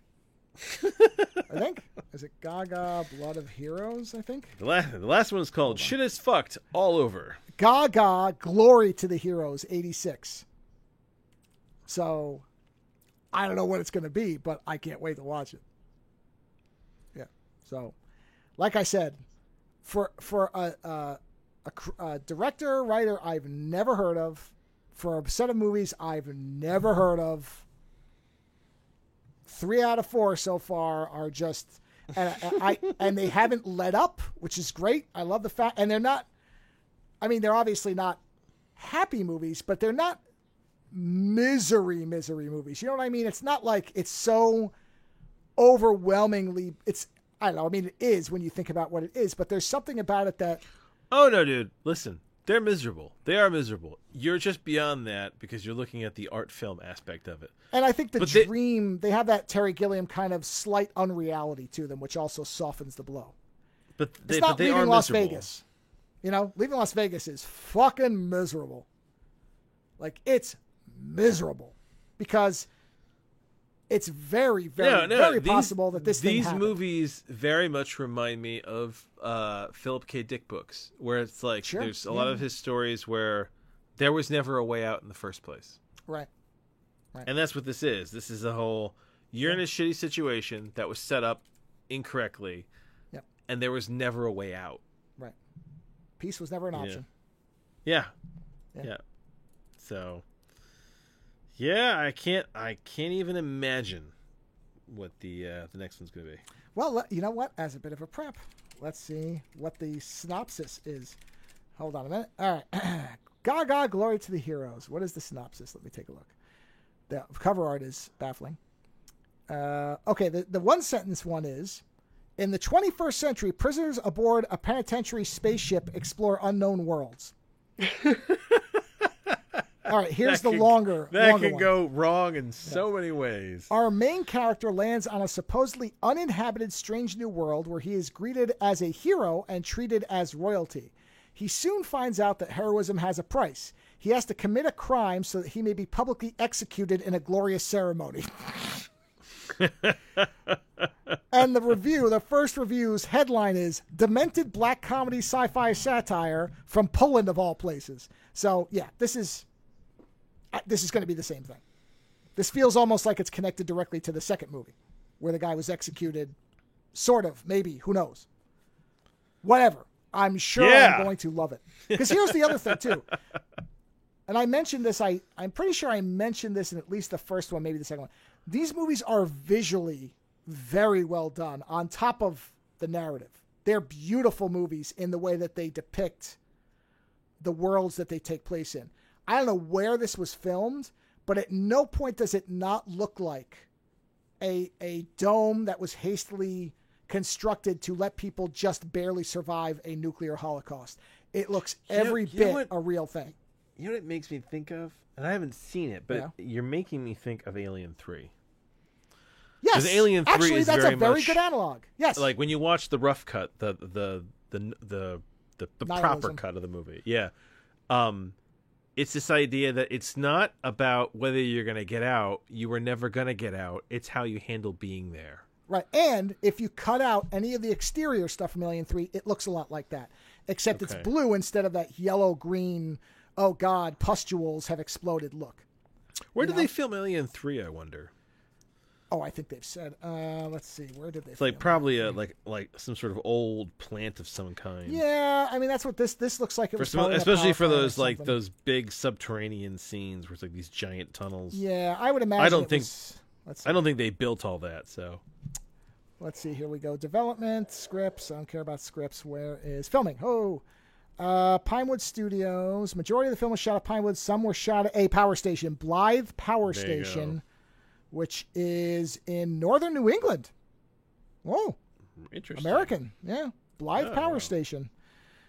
Refers to a pair of now demolished coal-fired power stations that were located in northeast England. Sorry, not New England. Northeast England. Okay.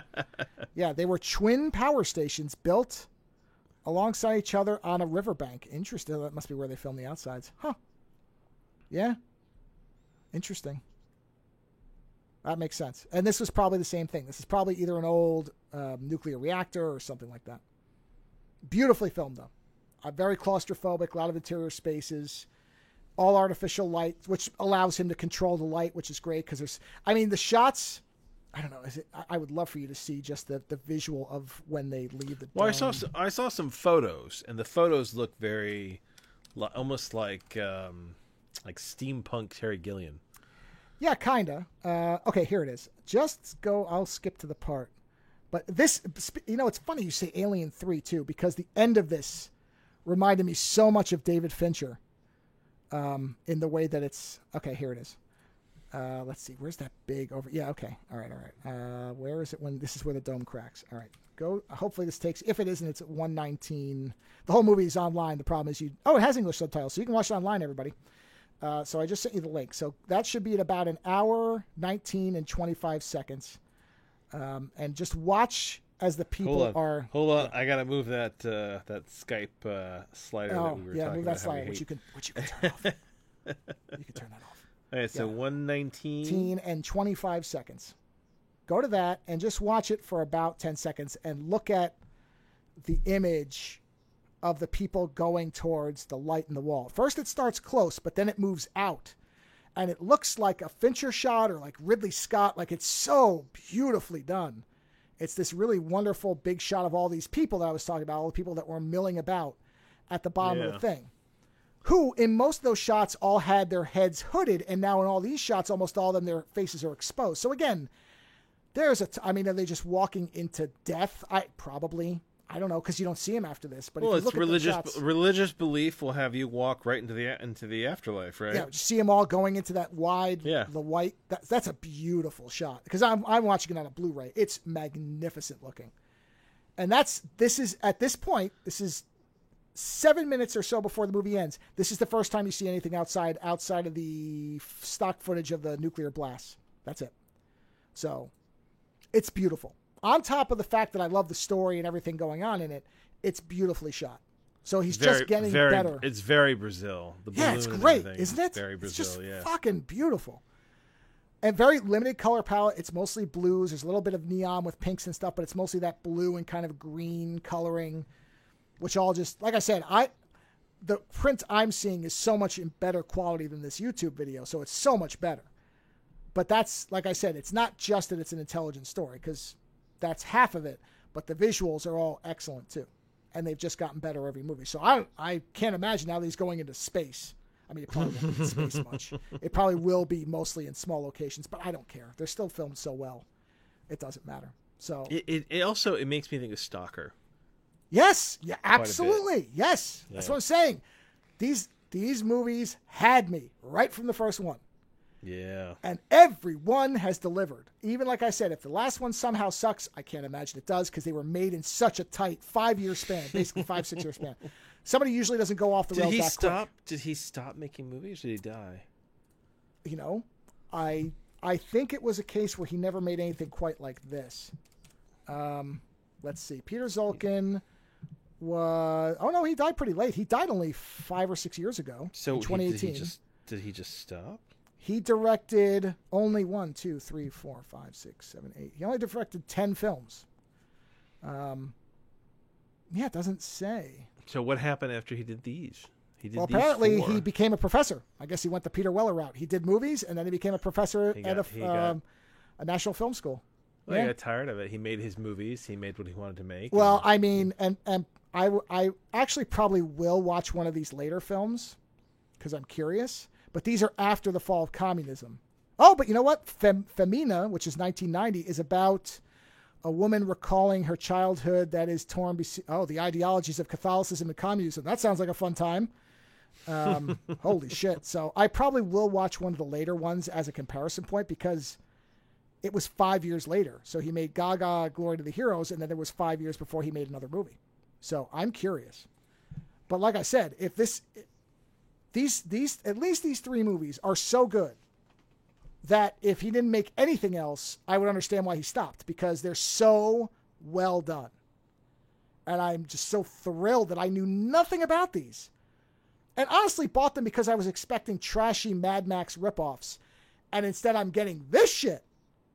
Because that's really what I thought. I looked at the cover. I'm like, oh, this is going to be a foreign ripoff series about Mad Max stuff.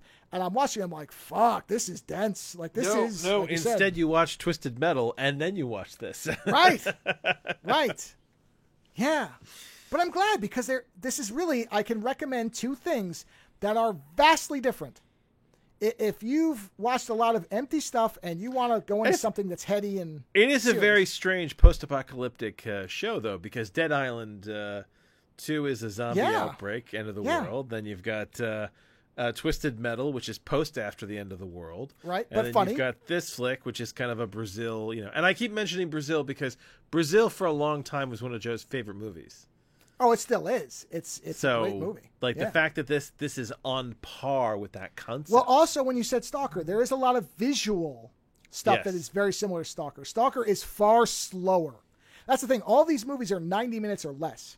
So these movies are fast. I mean, this movie was halfway over, and I couldn't believe it. And honestly, I hate to bring Joss Whedon into this, but speaking of the illusion thing, right? How we're saying like the Brazil ending with the American point of view versus the Polish point of view in the Cold War, right? You've never watched Angel, right? I remember watching a couple of episodes because you said you liked it, but I mean, I didn't know. I didn't watch Buffy enough to watch it with any understanding. So you know, I watched the whole show, and there was a thing about the final season of Angel is brutal, but there's a thing about that show where there's a main character who he had a great arc. He started out as a dorky, like uptight asshole, and by the end of the show, he became the the fighting wizard of the crew. He was kind of like the smart guy, and he used a mixture of guns and magic. Very neat character, Wesley. And he was in love with the nerdy girl, right? And in the final season, the nerdy girl basically gets infected with a elder god, and it's an awful episode. It is probably one of the most brutal episodes I've ever seen in the show, because it consumes her from the inside out and destroys her. And the only thing left is her physical form. And otherwise, she is essentially a confused elder god. Confused in that she doesn't know where she is. But she's an all-powerful, like she's a, a Superman level being, right? And the character of Wesley, who was in love with her, I mean, he's destroyed, but he's also can't let go of it because it still looks like the woman he loved, right? And so for the rest of the show, there's this weird thing where this elder god doesn't leave because she's kind of curious as to what's going on with them, and she doesn't know what she's doing, and there's still kind of like weird remnants of the person that she's consumed. And at one point in the show, when she begins to get kind of a fascination with the Wesley character, she says, I could turn into her whenever I want. Do you want me to turn into her? Would that make you less uncomfortable? And the character of Wesley's like, no. He's like, I don't want you to do that. He's like, because that would be an illusion and it would be a lie, right? But when the end of the show comes around, all of Angel's crew are basically sent out to destroy some big player in the demonic world, and that a lot of them are coming back. It's the end run, and Wesley finds the guy that he's supposed to defeat, and he's not powerful enough to defeat him, and the elder god shows up and helps him kill the person. But Wesley's already done. He's been stabbed. He's going to die. And as he's laying there dying, she says to him, do you want me to lie to you now?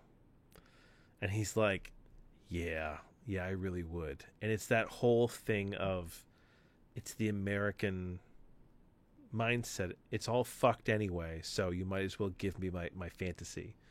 And so he gets to die with the woman that he loves, even though she's been gone now for most of the season. And it makes me think of this idea that, in this movie, this guy sees the woman that he wants to escape with, that the whole movie was about essentially him trying to escape with her. And once he lost her, it kind of lost its point. You know what I mean? And so he sees this fantasy, but rather than